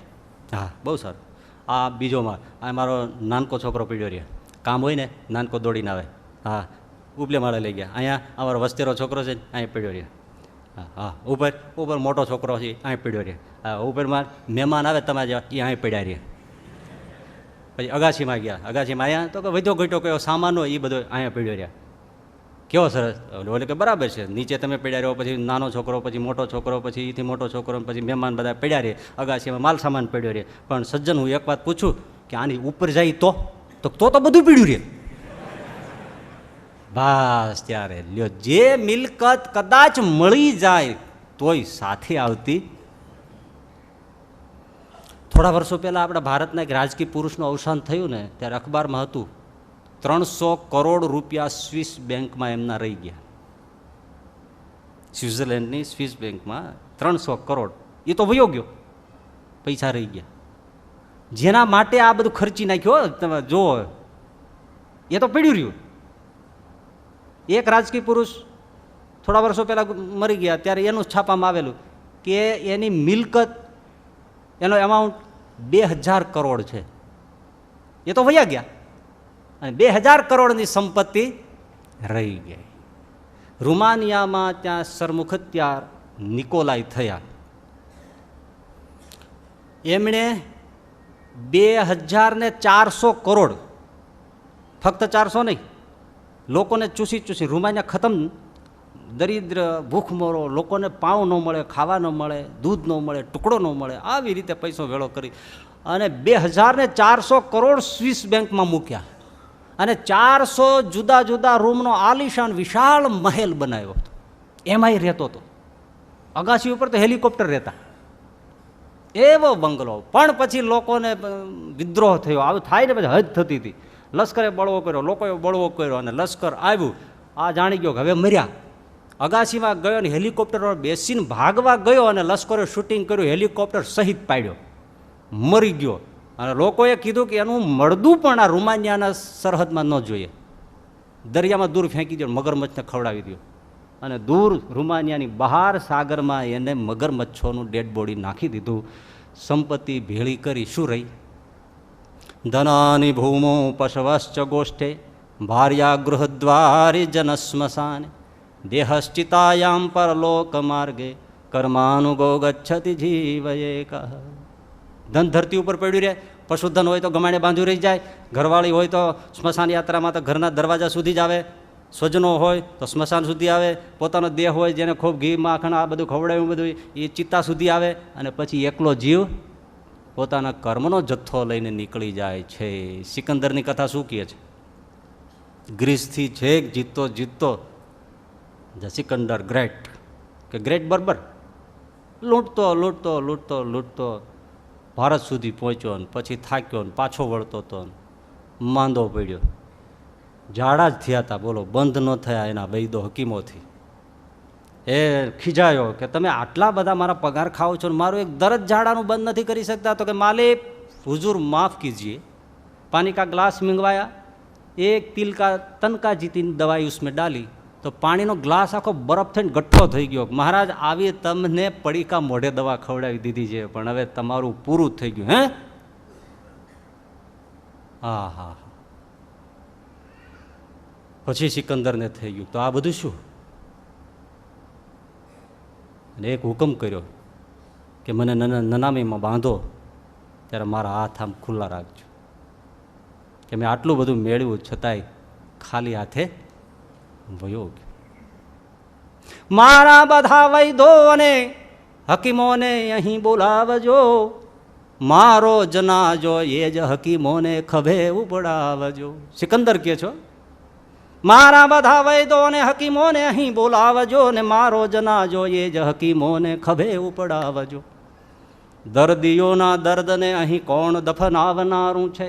દોરી તૂટી આયુષ્યની તો અહીં કોણ સાંધનારું છે?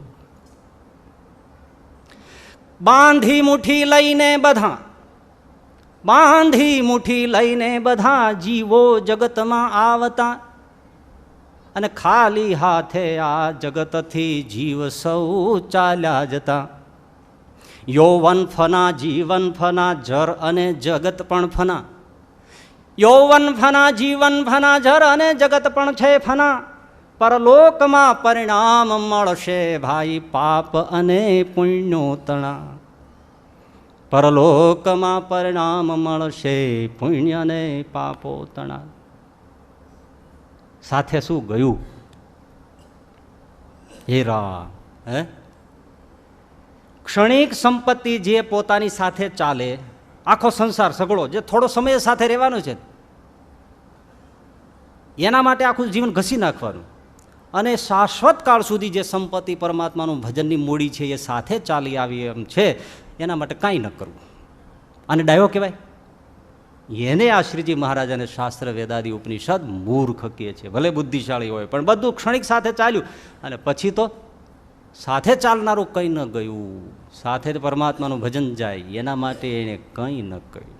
અને બીજું પાછું કેવી રીતે આટલી સંપત્તિ ક્ષણિક મુકાબલો સાથ આપનારી છે, એના માટે પાછું કંઈ જોવાનું નહીં. પાપ પુણ્ય, નીતિ અનીતિ, ધર્મ અધર્મ કાંઈ જોવાનું નહીં. ભાઈ, કુટુંબ, પરિવાર કાંઈ જોવાનું નહીં. ધર્મસ્થાન, દેવસ્થાન કોઈ જોવાનું નહીં. પૂજ્યો, વડીલો, અરે ગૌશાળાની ગાયો, ગમે તેને હે આ તો કાંઈ જોવાનું જ નહીં. લૂંટીને ભેળું જ કરો. મેં એક કથા સાંભળી છે, તમારી જાણીતી હશે, કારણ કે તમે વિદ્વાન છો. આ તો મને અહીં બેહાર્યો એટલે મારે બોલવું પડે.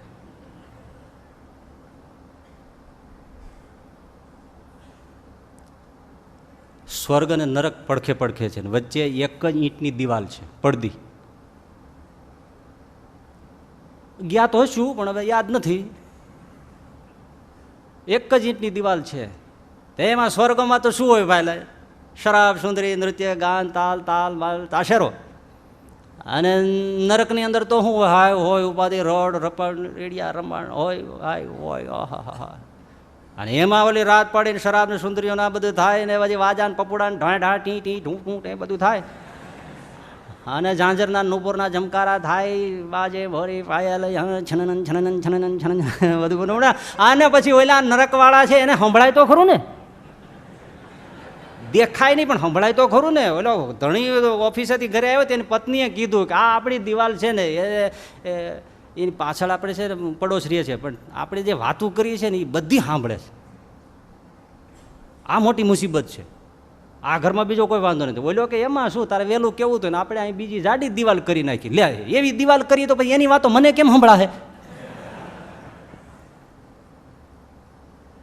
એટલે સંભળાય તો ખરું. એટલે ઓલા નરકવાળાને આ બધું સંભળાવવાનું પણ ખીજાણા. એ કે અહીંયા જલસા કરવા હોય તો ભલે કરે, પણ આઘું લઈ જાય ને, સોસાયટી બદલી નાખે. અરે જોવા દેતા નથી ને આપણો જીવ ઉકાળો કરે છે. અને વાત એ સાચી ને, હવે કાંઈ પીવા ન મળે, બોટા ડચ કરીને ખુલે તો કેવું થાય?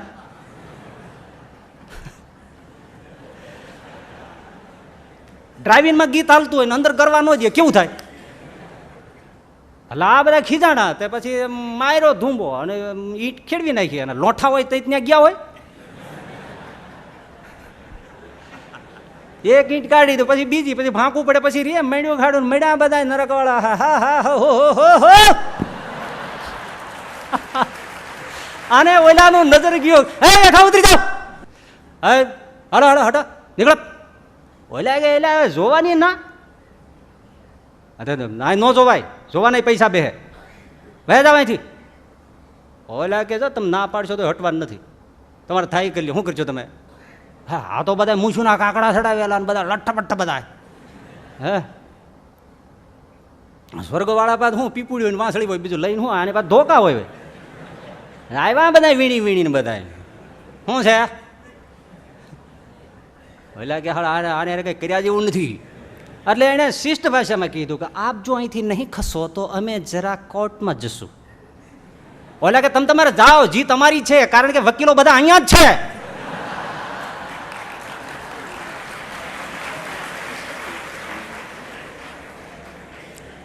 કાંઈ જોવાનું નહીં.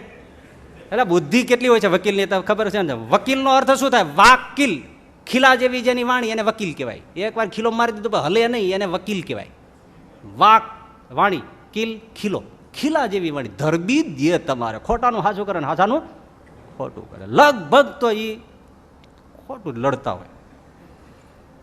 ખોટું નો વકીલ રાખવું શું કામ પડે? કર્મ કરી કરીને ક્યાં ગયો? બુદ્ધિ હતી ગયો ક્યાં? છેક નરકમાં, અનંત દુઃખમાં ને. એટલે સીધી સાદી ભાષામાં ગુણાતીતાનંદ સ્વામી કહેતા કે આ વડોદરાનો બાબો દીવાન મૂર્ખ છે અને વડોદરાના નાથ ભક્ત સ્વામિનારાયણનું ભજન કરે છે એ ડાયા છે. 4 આનાની કમાણીઓ નાથ ભક્તની. અને બાબો દીવાન એટલે આખું વડોદરા સલ્તનત ચલાવે. નામ પડે ત્યાં ફેંફાટે. એવો બુદ્ધિવાળો, એવો હિસાબી, એવો બધો કુનેહબાજ. અને નાથ ભક્ત ભલાભોળા 4 આનાની મજૂરી થાય, કાપડ વણીને વેચે. એમાંથી 2 આનાનો પોતાનો ઘરનો વહીવટ કરે અને 2 આનામાંથી સંતોની, શ્રીજી મહારાજની, ગરીબોની સેવા કરે અને આખો દી ભજન કરે. આને ગુણાતીતાનંદ સ્વામી કહે છે આ ડાયો બોલ્યો મૂર્ખ છે. કારણ કે કરવા જેવું આ કરે છે અને પેલા કરવા જેવું નથી એ કરે છે. પાછી બીજું તમે જોયું, જેટલી વધારે બુદ્ધિ એટલો પાછો વધારે ફસાય. બુદ્ધિનું બહુ આવરણ છે. એટલે જોજો, જે બહુ ઓછા હોય એવા, નહીતર તો સહજ જે આ બધું તાર્કિકતા ઓછી હોય ને શ્રદ્ધાથી પાર થઈ જાય. આ બુદ્ધિ એવા ઘેટા બકરા છે ને, એવું પશુ છે ને, એ હોય ને તો દૂધ તો આપે, પણ સાચવવું બહુ કઠણ. આંગણે ગાય બાંધી હોય તો દૂધ તો થાય, પણ એને સાચવવી બહુ કઠણ, કારણ કે ગમે તેને ખેતરમાં ગરી જાય. ઓલું કંઈ હોય જ નહીં તો લીટર જોતું, લીટર લઈ આવે ને ખાઈ પીને હોઈ જાય લાંબો થઈ. એટલે હોય તોય દુઃખ, ન હોય તોય તકલીફ છે, એવું છે. પણ જેમ જાજી એમ વધારે ફસાય, કારણ કે જાત જાતના ઉદ્યમ સૂજે. એટલું બધું આમ દેખાય કે અહીંથી મળી જાય છે, 2 કરોડ વાતમાંથી મળી જાય એમ છે. એ તો એવા સદગુરુ હોય રોકે. જુનાગઢમાં શિવલાલભાઈ ખાલી પાયખાને જાજરૂ બહિર્ભૂમિ ગયા તો સોનું અહીંથી લઈને અહીં દીધું, એમાં 300 રૂપિયા કમાઈ ગયા 10 મિનિટમાં. એટલે 300 રૂપિયા આજના 3 લાખ થયા. એ બુદ્ધિ કેવી હશે? પણ સદગુરુ એને માથે હતા. એને કીધું આ તે હું ધંધો આવી દીધો છે? સત્સંગ માટે આવ્યો છો કે આ ધંધો કરવા આવ્યો છો? એ બુદ્ધિ કેવી હશે? જાજરૂ જાતા જાતા 3 લાખ કમાઈ લે. જે બોલો, જેટલી બુદ્ધિ એટલો વધારે ફસાય. એટલા બિઝનેસ દેખાય, એટલા કોન્ટેક્ટ દેખાય, એમાં વધારે પૈસો. સલાહ લેવાના 1 મિનિટના મોટા મોટા વકીલોને બૂટની વાદરી બાંધતા હોય ને, એટલો સમય મળી જાય ને તોય તમે બોલો, ફાઇલ વાંચો ને તરત કહી દો okay okay, this point is okay. અને એ પોઈન્ટ તમે મૂકો ને તમારો કેસ આખો જીતાઈ જાય. અને ફી લાગે વાદરી બાંધવાની 3 લાખ. બોલો, આવી ભયંકર બુદ્ધિ હોય એની તો ના નથી. બુદ્ધિ છે, વપરાય છે બીજે છે. જેના માટે જે સાધન મળ્યું છે એને માટે ખર્ચતો નથી, અને વધારે ને વધારે ફસાતો જાય છે. વધારે કમાણી આવે, બુદ્ધિ હોય, વધારે પૈસો આવે, વધારે ભોગ વિલાસ સૂજે ને ભોગવી શકે. અક્કલ લઈ ભોગ માટે અક્કલ જોઈએ, ભોગવવા માટે પણ અક્કલ જોઈએ. જેટલી ઓછી અક્કલ એટલી ભોજમાં અક્કલ ઓછી હાલે. એટલા ભોગ વિલાસ વધારે ભોગ, એટલો મોટા માણસો સાથે ઘરો બહુ વધે, પ્રેસ્ટીજ વધે, મુલાકાતો વધે, સલાહો વધે. ને સલાહ એટલે તમે કહો ને વાત વાતમાં ઉકેલી નાખે. ગમે એવી ગૂંચ પડી ને, એક જણાએ કૂવો ખરીદ્યો, તો પછી તો પૈસા ચૂકવાઈ ગયા, બધું થઈ ગયું. એટલે પાછું બીજે દી હવે એનો થઈ ગયો ને કૂવો, પાણી ભરેલો મથોમાં. ત્યાં તો ઓલો જેની પાસે લીધો તો ને એ હવાર આવીને પાછો પાણી સિંચીને કાઢવા માંડ્યો. એટલે કે આ યાર આ તમે શું કરો છો? આપણે વેચાઈ ગયું છે ને હવે આ શું બધું કરો? તો કે મેં તમને કૂવો વેચ્યો છે, પાણી નથી વેચ્યું. લા તો ફસાણો. ગામમાં ડાયો હતો, સજ્જન હતો, એને કીધું કે આવી રીતનું છે, કોઈ વાંધો આવો જોવા બોલાવે. એને કીધું ભાઈ શું છે? તો કે મેં કૂવો વેચ્યો છે, પાણી નથી વેચ્યું. બરાબર છે, પણ આ તો તમે લેખિત કરો તો પછી તમને એ રીતે વ્યવસ્થા કરી દો. એટલે ખુશ થઈ ગયો, એટલે લેખિત કરાવ્યું, ભાઈ કૂવો આપ્યો છે, પાણી વેચ્યું નથી. ઓલો કે સાહેબ આ તમે શું લેખિત કરાવો છો? પછી મારો ઉકેલ જ ન રહ્યો ને. તો કે કરવા દો ને. લેખિત કર્યું, સહી કરાવી. બરાબર છે, હા કૂવો વેચ્યો છે, પાણી નથી વેચ્યું. સાવ સાચી વાત છે, લેખિત થઈ ગયું. પાણી ઉપર તારો અધિકાર છે, કૂવા ઉપર આનો અધિકાર છે. પણ વાત એવી છે, કૂવો આનો છે, એના કૂવામાં તમે પાણી રાખો છો તો એ માગે એટલું ભાડું પ્રતિદિન આપો, અને કાં ખાલી કરો. હવે કેમ ખાલી થાય? અને ઓલો કેમ ભાડું માગે? કેટલું માગે, કેટલું આપવું? બોલો કે ભાઈ પાણી સાથે કૂવો આપ્યો, તો બધું ફાડી નાખો. આ બુદ્ધિ છે. આપણને કાંઈ ન શું છે ભાઈ? આપણે તો બધા તમે ઘણા નથી હોતા, આ શર્ટનું બટન સટીએ બાંધીને બેઠા હોય. હા એવી તો હાલતી હોય. પણ ડૉક્ટરને ફોન કરે કે અમારો બાબો વાંકો વળી ગયો જાજરૂ ગયા પછી. ડૉક્ટર આવીને કે કશું નથી, બટન અવળું દેવાઈ ગયું છે. જેટલી બુદ્ધિ એટલો વધારે ને વધારે ફસાય. અને પાછી ખાટલે મોટી ખોટ, ભગવાનમાં શ્રદ્ધા નહીં. જગતમાં ફસાતો જાય, આમાં શ્રદ્ધા નહીં. એટલે કે ભાઈ ભગવાન એટલે શું? હવે એ તો માનવ સર્જિત છે. કેમ? કલ્પના છે, ઇમેજનરી છે, કોઈ નથી. આ તો કેવું છે કે ઊંટ હોય એ કદાચ જ્ઞાતિ ભેળી થઈને એનો ભગવાન કેવો એમ નક્કી કરે તો ઊંટ જેવો જ કરે.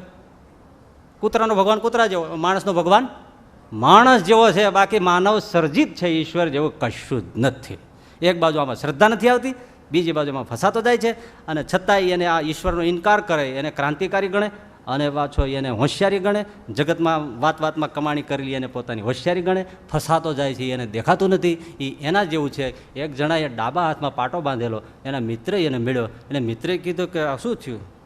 તો બસ આવું છે, એમ મશીનમાં આવી ગયો. અરે ભગવાનની મહેરબાની, આ જમણો હાથ આવી ગયો હોત તો તારું ખાવું પીવાનું બધું અટકી જાત ને. ભગવાન કેવો દયાળુ છે કે આ હાથ બચાવી લીધો. ઓલો કે કાંઈ ભગવાનની મહેરબાની નથી, આ તો મારી હોશિયારીની વાત છે. તો એમાં કેવી હોશિયારી? તો કે આવી ગયો તો જમણો પણ ખેંચીને ટાબો ઘાલી દીધો. હા, આવી પેલી બુદ્ધિવાળાની હોશિયારી છે. એ વધુ ને વધુ ફસાતો જાય છે ને પાછી પોતાની હોશિયારી માનતો જાય છે. પણ બીજી વાત એના સંદર્ભમાં શ્રીજી મહારાજ બહુ સરસ કરી કે વ્યવહારમાં બહુ જાણતા હોય તો એ અક્કલવાળા છે એવું નથી. પણ એક વાત ઘા કરી કે વેદ શાસ્ત્ર પુરાણ ઇતિહાસ આદિક શાસ્ત્રોને યથાતથ જાણતા હોય પરંતુ જો કલ્યાણને અર્થે કંઈ ન કરે તો એ મૂર્ખ છે. પેલાને જ માનો કે શ્રદ્ધા નથી આવતી અથવા તો એવો જોગ જ નથી મળ્યો કે જે હોય તે. પણ આ ઘા ઓછો નથી. આને તો ભગવાનમાં આસ્થા છે, શાસ્ત્રમાં શ્રદ્ધા છે, એટલે તો અધ્યયન કરે છે, એટલે તેની કથાઓ કરે છે, એટલે તેનો ઊંડો અભ્યાસ કરે છે. એના નામથી શું થાય એ પ્રભાવની ખબર છે. ઈશ્વર તત્વ કેવું છે, ઝીણામ ઝીણું કાતી કાતીને તમને મૂકે તો આપણને એમ થાય જાણે આંખે જોઈને વાત કરતો છે.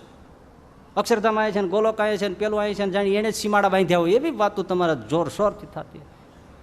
એટલું તાત્વિક જાણતો હોવા છતાં પરંતુ એ ભજન કરતો નથી, એ ભગવાનનો આશ્રય કરતો નથી, એ કલ્યાણને અર્થે કાંઈ કરતો નથી, એ ધર્મમય જીવતો નથી.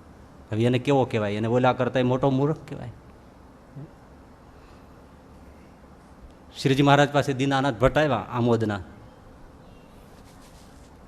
કેટલા શાસ્ત્રો કંઠે, ભાગવત 18,000 શ્લોક ઇદમ કંઠે, આખું ભાગવત કંઠસ્થ. ઓહો! અને શ્રીજી મહારાજને મળવા આવ્યા ત્યારે દીનાનાથ ભટ્ટ ડાકોરના ડંક પુરાણ લખતા હતા. ડાકોરનું ડંક પુરાણ દીનાનાથ ભટ્ટે લખેલું. એવા પ્રકાંડ વિદ્વાન. પણ મહારાજની પાસે આ હાથ જોડીને પગે લાગીને બેઠા. અને શ્રીજી મહારાજે પેલું પૂછ્યું, ભટજી સાંભળ્યું છે ભાગવત આખું કંઠે? તો કે ફટાફટ બોલું. એમ 18,000માં તમારા કેટલા? આખું મારું? ના, તમારા કેટલા? પછી જાણો છો સત્સંગમાં શ્રીજી મહારાજે કહ્યું, ભટજી એવું નથી, તમારા ખાલી 2 શ્લોક છે. પ્રસંગ મજરમ પાશ મહાત્માના કવયો વિદુ સૈવ સાધુ સુકૃતો મોક્ષ દ્વારમ અપાવ્રતમ. અને બીજો કહો યસ્યાત્મ બુદ્ધિ કુણપે ત્રિધાતુ કે સ્વધિ કલિત્રાદિશુ ભૌમયજ્યદિ યસ્યતીર્થ બુદ્ધિ સલિલે ન કરહિ ચિત જનેશુ વિઘ્નેશુ સએવ ગોખરઃ. જેવી દેહમાં શ્રીમાન ધનમાં આ બધું જે ગણાયું છે લાંબુ નથી કરવું, એમાં જેવી આત્મબુદ્ધિને પ્રેમ છે એવો જો સાધુઓમાં પ્રેમ ન થયો તો એ ગધેડો છે. માટે ભગવાન અને સત્સંગમાં જેને પ્રતીતિ એ બુદ્ધિવાળો. શંકરાચાર્ય ભગવાને પણ મહારાજે એવું કીધું છે કે ષડંગાદિ વેદો મુખે શાસ્ત્ર વિદ્યા કવિત્વાદિ પદ્યમ સુગદ્યમ કરોતી હરે રંઘરી પદ્મે મનશ્ચેન દત્તમ તતઃ કિમ તતઃ કિમ તતઃ કિમ તતઃ કિમ. આટલું બધું કંઠસ્થ હોય ષડંગાદિ વેદો શાસ્ત્ર વિદ્યા મુખપાઠ હોય, પણ ભગવાનના ચરણમાં જો એને ચિત્ત નથી દીધું તો તતઃ કિમ એથી શું તેથી શું પછી શું? કાંઈ નહીં. શું કર્યું? કાંઈ કરવા જેવું ન કર્યું.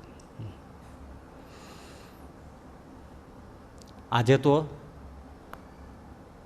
મોટા મોટા સિટી હોય ને એમાં સેમિનાર ચાલતા હોય છે. જો ભણેલા ગણેલા છે બધાને ખ્યાલ આવશે. થ્રુ આઉટ ઇન ઇંગ્લિશ પ્રવચનો થતા, ડિસ્કોર્સિસ થતા હોય છે. અને ટોપિક્સ કેવા? Spirituality, devotion, prayer, wonder of prayer, value oriented life, value oriented education, value oriented society, nation, value in Ramayana, values in Mahabharata, values in Gita, human values. આવા બધા ડિસ્કોર્સિસ થતા હોય અને બધા ડૉક્ટરો, વકીલો, એન્જિનિયરો, ચાર્ટર્ડ એકાઉન્ટન્ટ આવા બધા સાંભળનારા હોય, પ્રોફેસરો, બધા મેનેજરો, ડિરેક્ટરો જે તે સંસ્થાઓના હકડેઠઠ મેદની પડી હોય. તો આપણને એકવાર હું એમાં ગરી ગયો તો મેં સાંભળ્યું, પછી મને એમ ત્યારે મને વિચાર આવ્યો, એવું તમને કહું છું કે આટલા બધા જો મૂલ્યની, માનવ મૂલ્યની, શિક્ષણના મૂલ્યની, સમાજ મૂલ્યની, કુટુંબ જીવનની, રાષ્ટ્રના મૂલ્યની જો ચિંતા કરતા હોય તો જે તે ક્ષેત્રના બધા છે એમાંથી ઉપજ કેમ નથી આવતી? પરંતુ ચર્ચા થાય છે જીવનમાં જીરો છે, સાંભળે છે, પણ એની જ વાત જોવા જાઓ, એ જ્યારે ચેર ઉપર બેસે છે ત્યારે એમાં કોઈ વેલ્યુઝ આવતા નથી. કોઈ નહીં, બધું જ ભૂલી જાય છે. ઊભા કરો તો એના ઉપર સરસ બોલે છે, પાછું જો થતું હોય તો ત્યાં સરસ રીતે સાંભળે છે, પણ સાંભળનારો કહેનારામાં કોઈ વેલ્યુનું સ્થાપન થતું નથી. નહીં તો આટલા લોકો આટલા લોકો તો ક્યાં એની જાય? એક એક સંસ્થામાં એક માણસ એવો બેઠો હોય, બસ પૂરી છે ને. બનેલી ઘટના કહું. મુંબઈની અંદર વર્ષો પહેલાં જે કૃષ્ણમૂર્તિ હવે તો ગુજરી ગયા, દિવંગત થઈ ગયા, સ્વર્ગવાસી થઈ ગયા, પણ એ તો જેવું બોલ્યા એવું જીવાય. એની ઈશ્વરની કલ્પના ના તે વિશે એમાં આપણે નથી પડવું, એમાં આપણને ગમે પણ નહીં. પરંતુ એ જે એમણે આધ્યાત્મિકના અર્થો કર્યા બિલકુલ સ્વતંત્ર અગ્નિવાદી હતા, એટલે નિરાધાર રીતે સુખનો જે એ બોધ આપતા એ આપ્યો ને એ રીતે પોતે જીવા. પણ એટલું ઊંચું બોલે કે સાંભળવા માટે પણ આપણો અકબંધ ઉપલો માળ ભરેલો હોવો જોઈએ. એટલું ઝીણું અને એવું બોલે કે હદ મૂકી દે. હવે સમજવાની તો એટલી તીવ્રતા હોય તો જ લોકો સાંભળવા હોય ને. મોટા મોટા માણસો એવા હોય, ભણેલા ગણેલા, એ જ સાંભળી શકે. અને એકેય જોક્સ આવે નહીં, કોઈ હસી ના આવે, કાંઈ ન આવે, એમાં ખાલી ફિલોસોફી જ જતી હોય અને એમાં રસ વહાવો. અને છતાંય પોતે એમ કહી દે જેને ઉઠવું હોય ચાલુ થયા પછી એને છૂટ છે, છતાં કોઈ ઉઠી શકે નહીં. આવું બોલતા. મુંબઈની અંદર આયોજન થયું, હોલ ભાડે રાખ્યો. આયોજકો હતા, એમને થયું કે થોડો ખર્ચો નીકળે. આ બનેલી હોય રિયલ ઘટના તમને કહું છું. વળી કોઈને એમ થાય કે આટલી બધી વેલ્યુની વાતો થાય, હું લોકો કાંઈ નથી કરતા, હું તમને એનું ખાલી દ્રષ્ટાંત આપું. એટલે પછી આયોજકે વિચારેલું કે ભાઈ મોટા જ માણસો આવવાના હોય, પણ છતાં આગળ આવવા બેસવામાં લોકોને એમ થાય કે અમારું ઇન્સલ્ટ થયું, અપમાન થયું, અમને આગળ ચેર ન આપીને અમને પાછળ કાઢ્યા. એટલે એક નિયમ બનાવી દીધો, જાહેરાત થઈ ગઈ કે ભાઈ આગળ 100 ચેર છે એ ખુલ્લી છે, 100 રૂપિયા આપણે કોઈને ઉઘરાવતા નથી. 7 દિવસનો પ્રોગ્રામ છે. આ બંને બાજુ બધા બોક્સ મૂક્યા છે. જેને આ ખુરશીમાં બેસવું હોય એને 100 રૂપિયા નાખી દેવાના, એની ખુરશી ઉપર બેસવાનું. એટલે કોઈને પહેલું ન લાગે, ઉઘરાણી પણ ના લાગે, અને કોઈને પહેલું કાંઈ નહીં, સૌ પોતપોતાની રીતે નાખી દેવાનું. એટલે આનો ખર્ચો નીકળી જાય. સમજદાર છો. 7 દિવસ સુધી આ બધી હાર્મની ને વેલ્યુઝ ઉપર ને આ બધી સ્પિરિચ્યુઆલિટી ને જીવન મૂલ્યોની વાતો થઈ અને એ બધું પૂરું થયું. આયોજકે 2 બોક્સ ખોલ્યા. સાહેબ, બોક્સ ખોલ્યા તો ફક્ત 7 રૂપિયા નીકળ્યા. ફક્ત 7, જેમાંથી 10,000 નીકળવા જોઈએ, 7 રૂપિયા નીકળ્યા. ઐતિહાસિક ઘટના છે, તમને કહો, સાંભળનારા નહીં આ વાત છે. એટલે મૂર્ખ કયા? વધારે મૂર્ખ છે. જાણે છે અને કરતો નથી. તમે જ્યાં જુઓ ત્યાં સમાજની અંદર લગભગ વાતો કરવાવાળા ભગવા લુગડાવાળા જ છે. સત્સંગ પ્રવચનો કરવાવાળા તો જ્યાં જાઓ દરેક સંપ્રદાયમાં એ જ છે ને. હવે વાતો સાંભળો ત્યારે શું કહે? સંસાર મિથ્યા છે, આ બધું માયા છે, ધર્મમય જીવો, ભગવદ્ ગીતા અને શિક્ષાપત્રીના બધા શાસ્ત્ર પ્રમાણે જીવશો તો સુખી થશો, નહીં તો દુઃખી દુઃખી થઈ જશો. આજ્ઞાન ઉપાસના શુદ્ધ હશે તો જ અક્ષરધામમાં જવાશે. આજ્ઞાન ઉપાસના 2 પાક છે, એકાદી કપાઈ જશે તો ત્યાં નહીં જવાય, લબડી રહીશો, પાળજો. શિક્ષાપત્રી તો સુદર્શન ચક્ર છે, 212 શ્લોક એ આરા છે, એ જેના હાથમાં હોય એને કોઈ દી ક્યાંય કાળકર્મમાં એમ લોપાતો નથી. આ ભગવાન મળ્યા છે, અરે ભજન કરી લેજો, અને એમાં માલ છે. આજ્ઞા લોપી તો હેરાન થઈ જશો.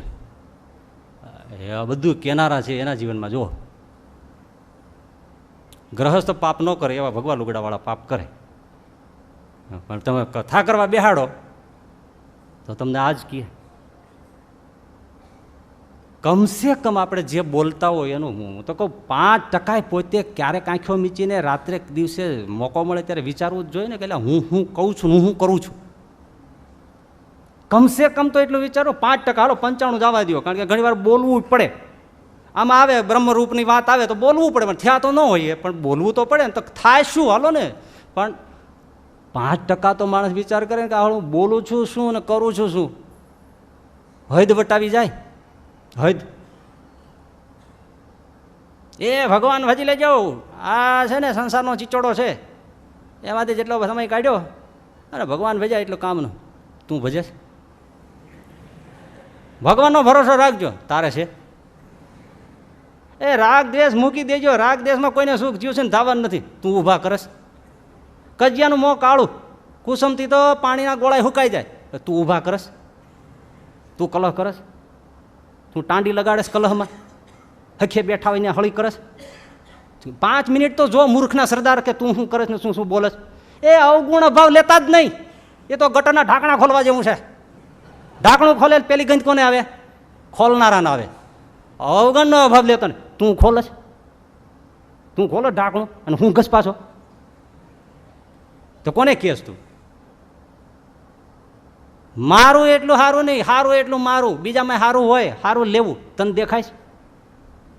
તને ક્યાંય કોઈના સારું દેખાય? એ પક્ષપાત કરતા નહીં હો, હરખું વેચીને જીવજો. તું કરસ બીજાને જ દે સલાહ. 5 મિનિટ તો બેહ તું. ભગવાનનો ડર રાખજો. તારે છે તો અહીંયા હાથ મૂકીને તને એમ થાય છે કે મારો ઠાકોર ઉપર મારો રામ રાજી થાય એવું હું એક કામ કરું છું. એ તું 5 મિનિટ તો ખૂણામાં બેઠ અને તું વિચાર તો ખરો કે હું ધંધો લઈને બેઠો છું. નહીં જોવે. એને શ્રીજી મહારાજે 20મા વચનામૃતમાં પ્રથમના કીધું કે જે પોતે પોતાને નથી જોતો એ અજ્ઞાનીમાં અજ્ઞાની છે, ઘેલામાં ઘેલો છે, મૂર્ખમાં મૂર્ખ છે, નીચમાં નીચ છે. આવો છે. હવે પોતે જોતો નથી, જાણે છે, બધું જાણે છે, પોતે નહીં. એટલે વિદ્વાનો મહા મૂર્ખ છે. એટલે ભણવું એ પાપ નથી હો, ભણવું એ ખોટું નથી. શાસ્ત્ર તો મહાદિવ્ય ચક્ષુ છે. શાસ્ત્રાધ્યયનને કોઈ દિવસ રોકાય નહીં. પરંતુ એ શાસ્ત્રાધ્યયનની સાથે જેણે પરમાત્માની ઉપાસના કરી છે એના જેવો કોઈ વંદ્ય, પૂજ્ય અને સત્સંગનો સેવા કરનારો કોઈ નથી. અને ઘણી વાર તો શાસ્ત્ર અર્થ અને અનર્થ ભણ્યા ન હોય ને એવા જ ગોથા મારતા હોય, બીજાને બામણે ચડાવતા હોય. ભણવું ખોટું નથી, ભમવું ખોટું છે. અભ્યાસ જાગ્યા પછી ભમવું નહીં બહુ પાનભાઈ. ભમવામાં દુઃખ છે, ભણવામાં દુઃખ નથી. ભણવું ખોટું નથી, ભમવું દુઃખ છે, ભમાવવું દુઃખ છે. 3 મિત્રો રૂમ ભાડે રાખીને રહેતા હતા, ભણતા હતા. પાડો સારો હોય છે. સાંજનું ટાણું તે એને ત્યાં દૂધ પાક વધ્યો 1 લીટર જેટલો. તેમ થયો કે બિચારા છોકરા જ્યાં ત્યાં રેકડીએ ખાતા હોય, લોજમાં જમતા હોય, મેસમાં જમતા હોય, આવો દૂધ પાક એને ક્યાં મળે? એટલે બિચારે બાઈ સારા એટલે સાંજે પહેલાંને આવીને કીધું કે જો આ લોટો તપેલી દૂધ પાક વધ્યો છે, પીજો. એ 3 જમીન હજી આવ્યા હતા કોઈ રેસ્ટોરાંમાં. એટલે 3 કહે હવે હાલે એમ નથી, એમ કરો ફ્રીજમાં મૂકી દો. અને જેને રાતે સારામાં સારું સ્વપ્ન આવે ને એને સવારે આ દૂધ પાક અધિકાર એને પી જવો. ઓઈ ગયા, સવારે ઉઠ્યા, પેલા 3 દાંતણ પાણી કર્યા વગર બેઠા. એને કીધા તને કેવું સ્વપ્ન હોય? બોલ. હા હા હા, મારી શું વાત થાય, મને તો ઇન્દ્ર મહારાજ આવ્યા વેમાન લઈને, મને કે હાલ સ્વર્ગમાં તને લઈ જાઓ છે. ત્યાં ગયો ત્યાં તો ઇન્દ્રના સિંહાસન ઉપર મને બેહાર્યો. એ જાકા વાંકા અને અપ્સરાઓના નૃત્ય, થમથમાટ, ગનગનાટ, એવી આબોહવા, મંદ શીતલ ને સુગંધ હવાઓ થાય. ઓહો, પારિજાતના વૃક્ષો, નંદન વન લાગેલું.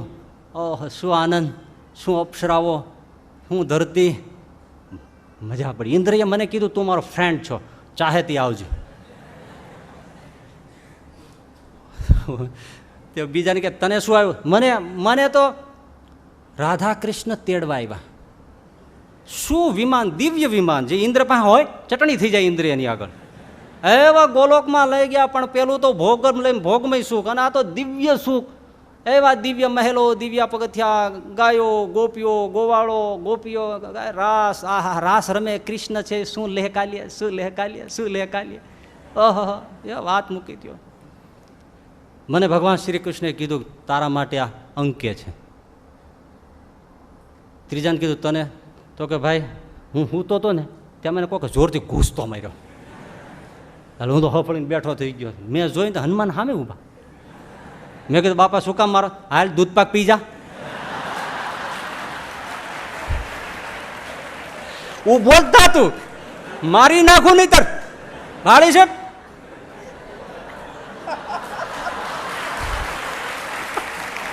પી જા. મેં કીધું પણ મારે આ 2 જણાને મૂકીને મહારાજ ન પીવાય. અમે મિત્ર, ક્લોઝ ફ્રેન્ડ, પૂંછડે કાંઠું વાળેલા, અને તમે આમ ઠો. અરે ઊભો થા તારી પી જા. મને ઢળીને પૂંછડે બાંધીને રસોડામાં લઈ ગયા, ફ્રીજ ખોલી દીધું. મને કે પી. એટલે ઓલા કે તું પી ગયો, શું કરું?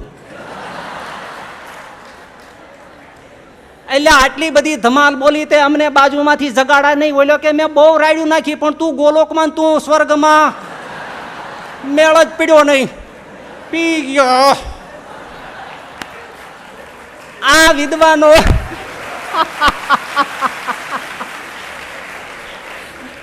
શાસ્ત્રને ઝીણું ઝીણું કાતવા વાળા આમાં રહી જાય છે ને ઓલા દૂધ પાક પી જાય છે. એટલે જે ખરેખર જે ભગવાનની મૂર્તિનો સ્વાદ લઈ જાય ને એ આ દૂધ પાક પી ગયા જેવું છે.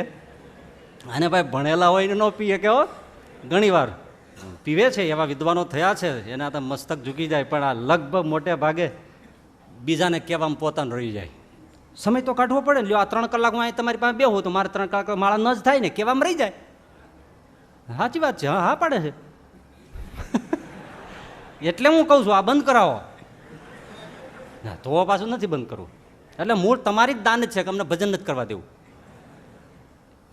દૂધ પાક પી જાય, આ ઓલામાં અટવાયા વગરનો દૂધ પાક પી જાય. દૂધ પાક પી જાય એ ડાયો કે ઓલા ડાયા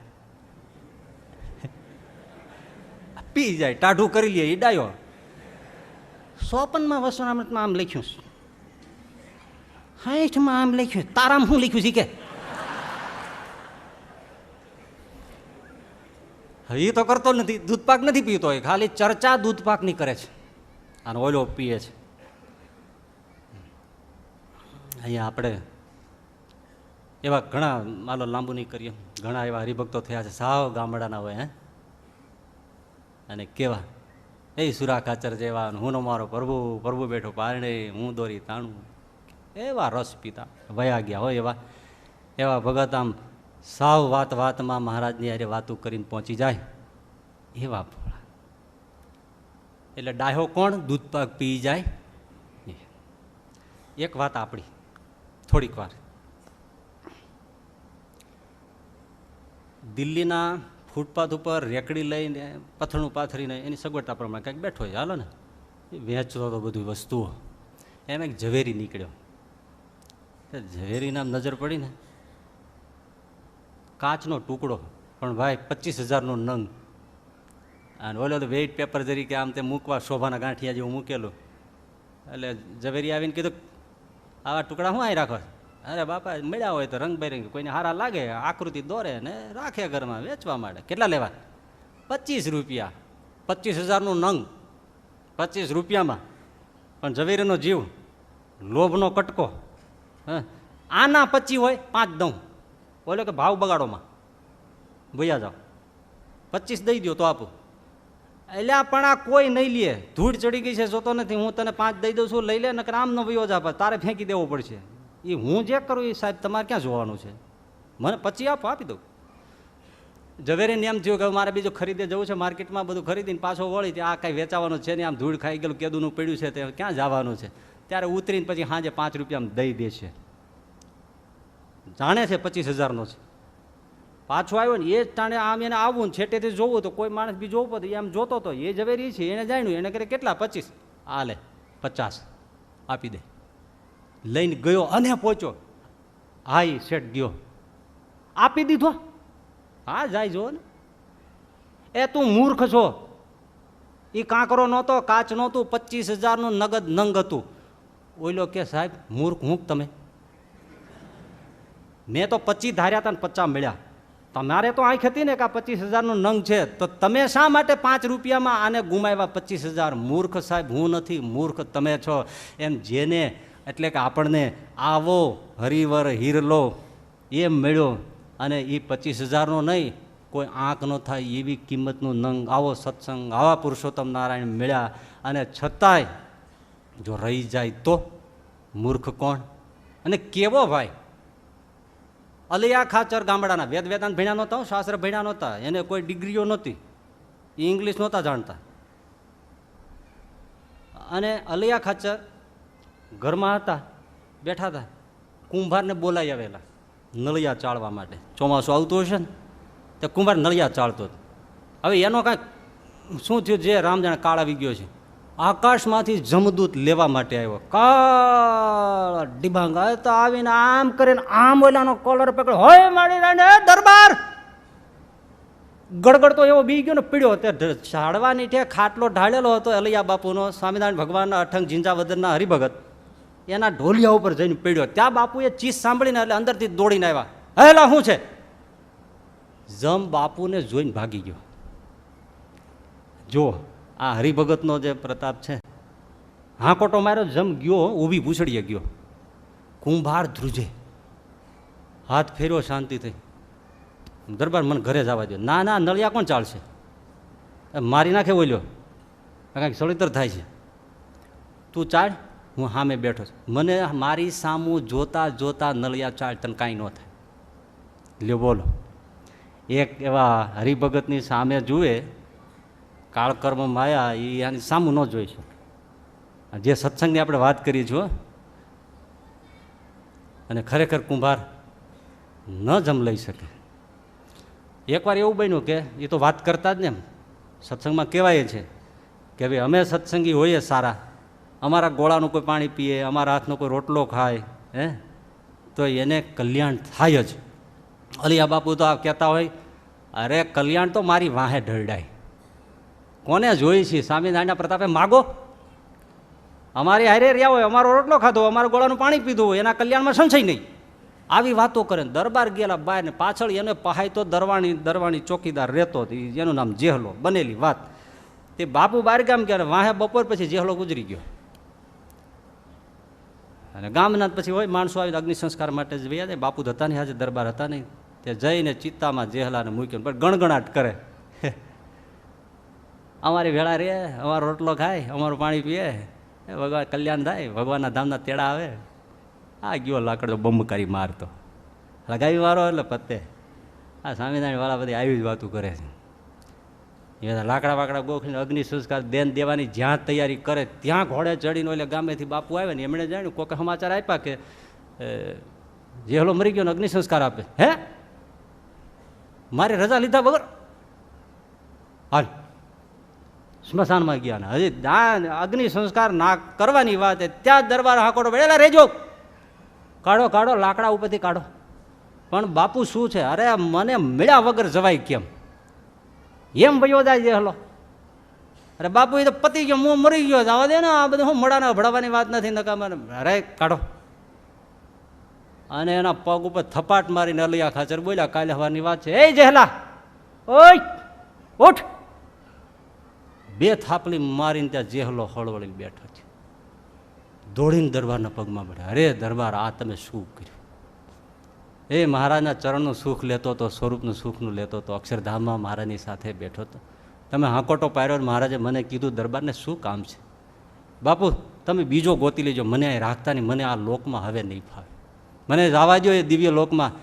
બાપુ કે તારે જવું તો જા, પણ જો આ ગામ લોકોને કહેતા જા તું ક્યાં ગયો છે. બધાને કીધું ભાઈઓ હું તો ભગવાનના ધામમાં ગયો છું, એક સેકન્ડ મને આ લોકની ગંધ ગમતી નથી. લ્યો જય સ્વામિનારાયણ, ચિત્તાવર લાંબો દિન હોઈ ગયો, અગ્નિ સંસ્કાર કર્યો. આ પ્રતાપ જે હરિભગતમાં આટલો છે, તો એ જેની ઉપાસના કરે છે, એ પ્રભુ એ પુરુષોત્તમ નારાયણ હરિવર હીરલો રે, હીરલો લાજ્યો રે મંદિરમાં, મહામૂલો માધો રે, હીરલો લાજો રે મંદિરમાં, હાથ લાગ્યો છે બેની અજબય લૌકિક. આવો હરિવર હીરલો 25,000નો નહીં, કરોડોનો, છતાંય જેને મળ્યો અને એ ભગવાન ન ભજે એને મૂર્ખ કહેવાય. એટલે શ્રીજી મહારાજે કીધું, યા નિશા સર્વભૂતાનામ તો શ્યામ જાગૃતિ સંયમી. એ બધા વિષયોમાં પડ્યા છે, ત્યારે ભગવાનનો ભક્ત છે એ હરિવરનો રસ લે છે, એ ડાયો છે, એ મૂર્ખ નથી. પણ એક વાત હજી કહી દઉં, વરસાદ તો છે નહીં ને, કોઈ ચિંતા નથી, હવે 5 મિનિટ જેવું થશે. સ્વાર્થી થવું લ્યો, સત્સંગમાં શીખવાડે છે, બધાય કહે છે પરમાર્થી થવું. સત્સંગ એમ કહે છે, અંદરનો આંતરિક સત્સંગ, કે ભાઈ સ્વાર્થી થવું, બહુ પરમાર્થી ન થવું. એટલે આ રાહત કરવીની એ નથી હો, પણ સમજજો. જો 7,000 ખેતર છે, 7 જણા ભેળા થઈને રાખ્યું છે, અને એમાં કળથી વાવી છે. કળથી જોઈ છે ને, પથરી થાય ત્યારે ઉકાળો કરે, હાલો કોઈ રીતે બફાય નહીં, કુકરમાં નાખો, ભઠ્ઠામાં નાખો, હું કઠણ પાણા જેવું. એ કળથી વાવી છે. બીજું એક ખેતર છે, એ તમારું હુવાંગ છે ને, એમાં શું વાવ્યું છે? ઘઉં ને એવી સરસ મજાના અનાજ વાવ્યા છે, એ સુવાંગ છે. બોલ્યું 7 સૈયારું વાવ્યું શું? કળથી, કોઈ એનો ભાવે ન આવે ને કોઈ ધડોય ન પૂછે. પણ તો સવારથી સાંજ સુધી મંડીને ઓલા કળથીના ખેતરમાં પાણી પાવા જાય, નીંદવા જાય, ગોળવા જાય, રખોપો કરે, આ બધું કરી રાખે ને એમાં ને એમાં તૂટી મરે. અને ઘરના ઘઉં વાવ્યા છે ત્યાં પાણી પાવા ન જાય, નીંદવા ન જાય, ધ્યાન રાખવા ન જાય, પંખી ઉડાડવા ન જાય, કોણ ડાયો કહેવાય? એમ આ તમારું કુટુંબ સંસાર છે ને એ ભાગ્યું ખેતર તો છે જ. એટલે ભાગે પડતું 7 જણાને આવે એટલું કરાય.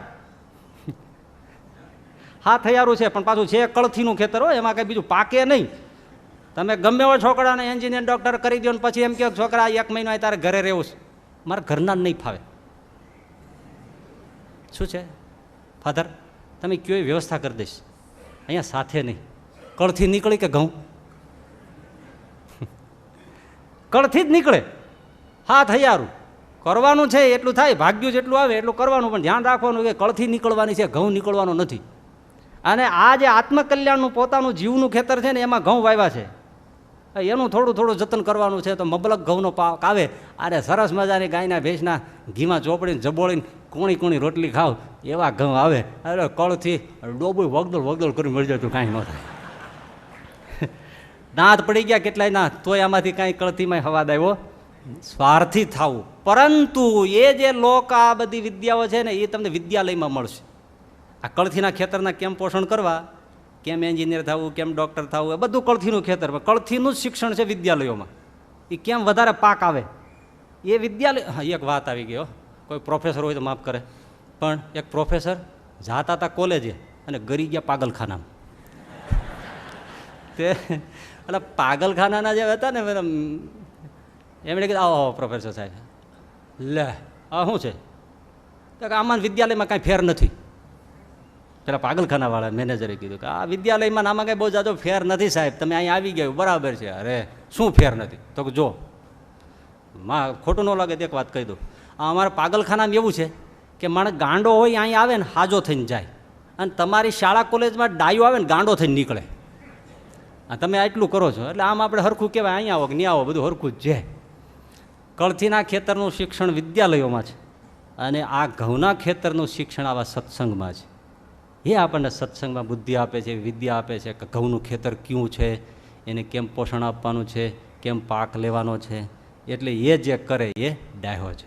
બીજી એક વાત કહી દઉં, એટલે ઘોડો પાવા ગયો ને તો કોસ હતા ને જૂના જમાના, તે ઓલો કોસ ચીંચે ને ત્યારે પૈડું ઉપર હોય ને કીચડુક કીચડુક કીચડુક કીચડુક કીચડુક થાય. એટલે ઓલો ઘોડો પાણી પીએ ને કીચડુક થાય ને ચમકે, એટલે પાણી ન પી શકે. એટલે ઘોડેશ્વરે કીધું કે ખેડૂતભાઈ જરા તમે કોસ ઊભો રાખો ને તો મારો ઘોડો પાણી પી લે. તો કે ઊભો રાખીશ ને તો પાણી નહીં નીકળે. મને ઊભો રાખવાનો કોઈ વાંધો નથી, પણ એ કીચડુક કીચડુક થાય ને તો જ પાણી નીકળશે. એ કીચડુક કીચડુક થાય એમાં તમે પાણી ઘોડાને તમારે પીવું પી લો.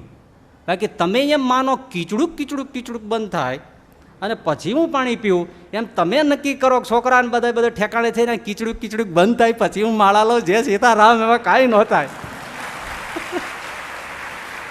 આ બધું ગોઠવીને એક છોકરાને અહીં સેટ કરી દઉં, પહેલાં અમેરિકા સેટ કરી દઉં, પછી આમ કરી દઉં, આમ કહે પછી માળા લો. ત્યાં તો બાજુવાળા આભડવા આવે, શું થયું બાપા સેટ થઈ ગયા ક્યાં? સ્મશાનમાં.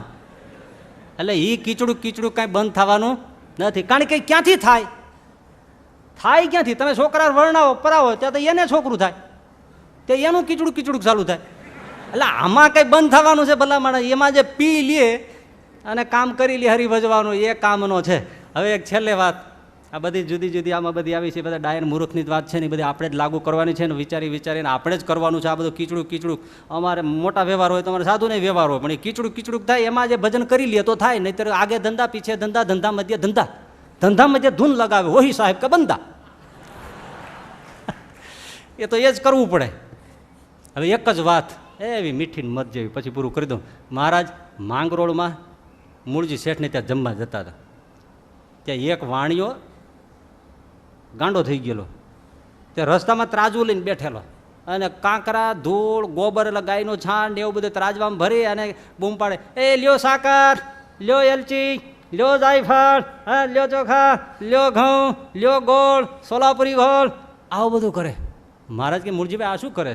તો કે મહારાજ કબો ગાંડો છે, એને વેપારમાં ખોટ ગયેલા ચહકી ગયું એટલે હવે આ ધૂળ ને ગોબર ને છાણ ને મૂતર ને એવું ભરી ભરીને જોખીને બૂમો પાડ્યા રાખે છે કે લ્યો લ્યો ઘઉં ને લ્યો જાયફળ ને લ્યો એલચી ને લ્યો સાકર.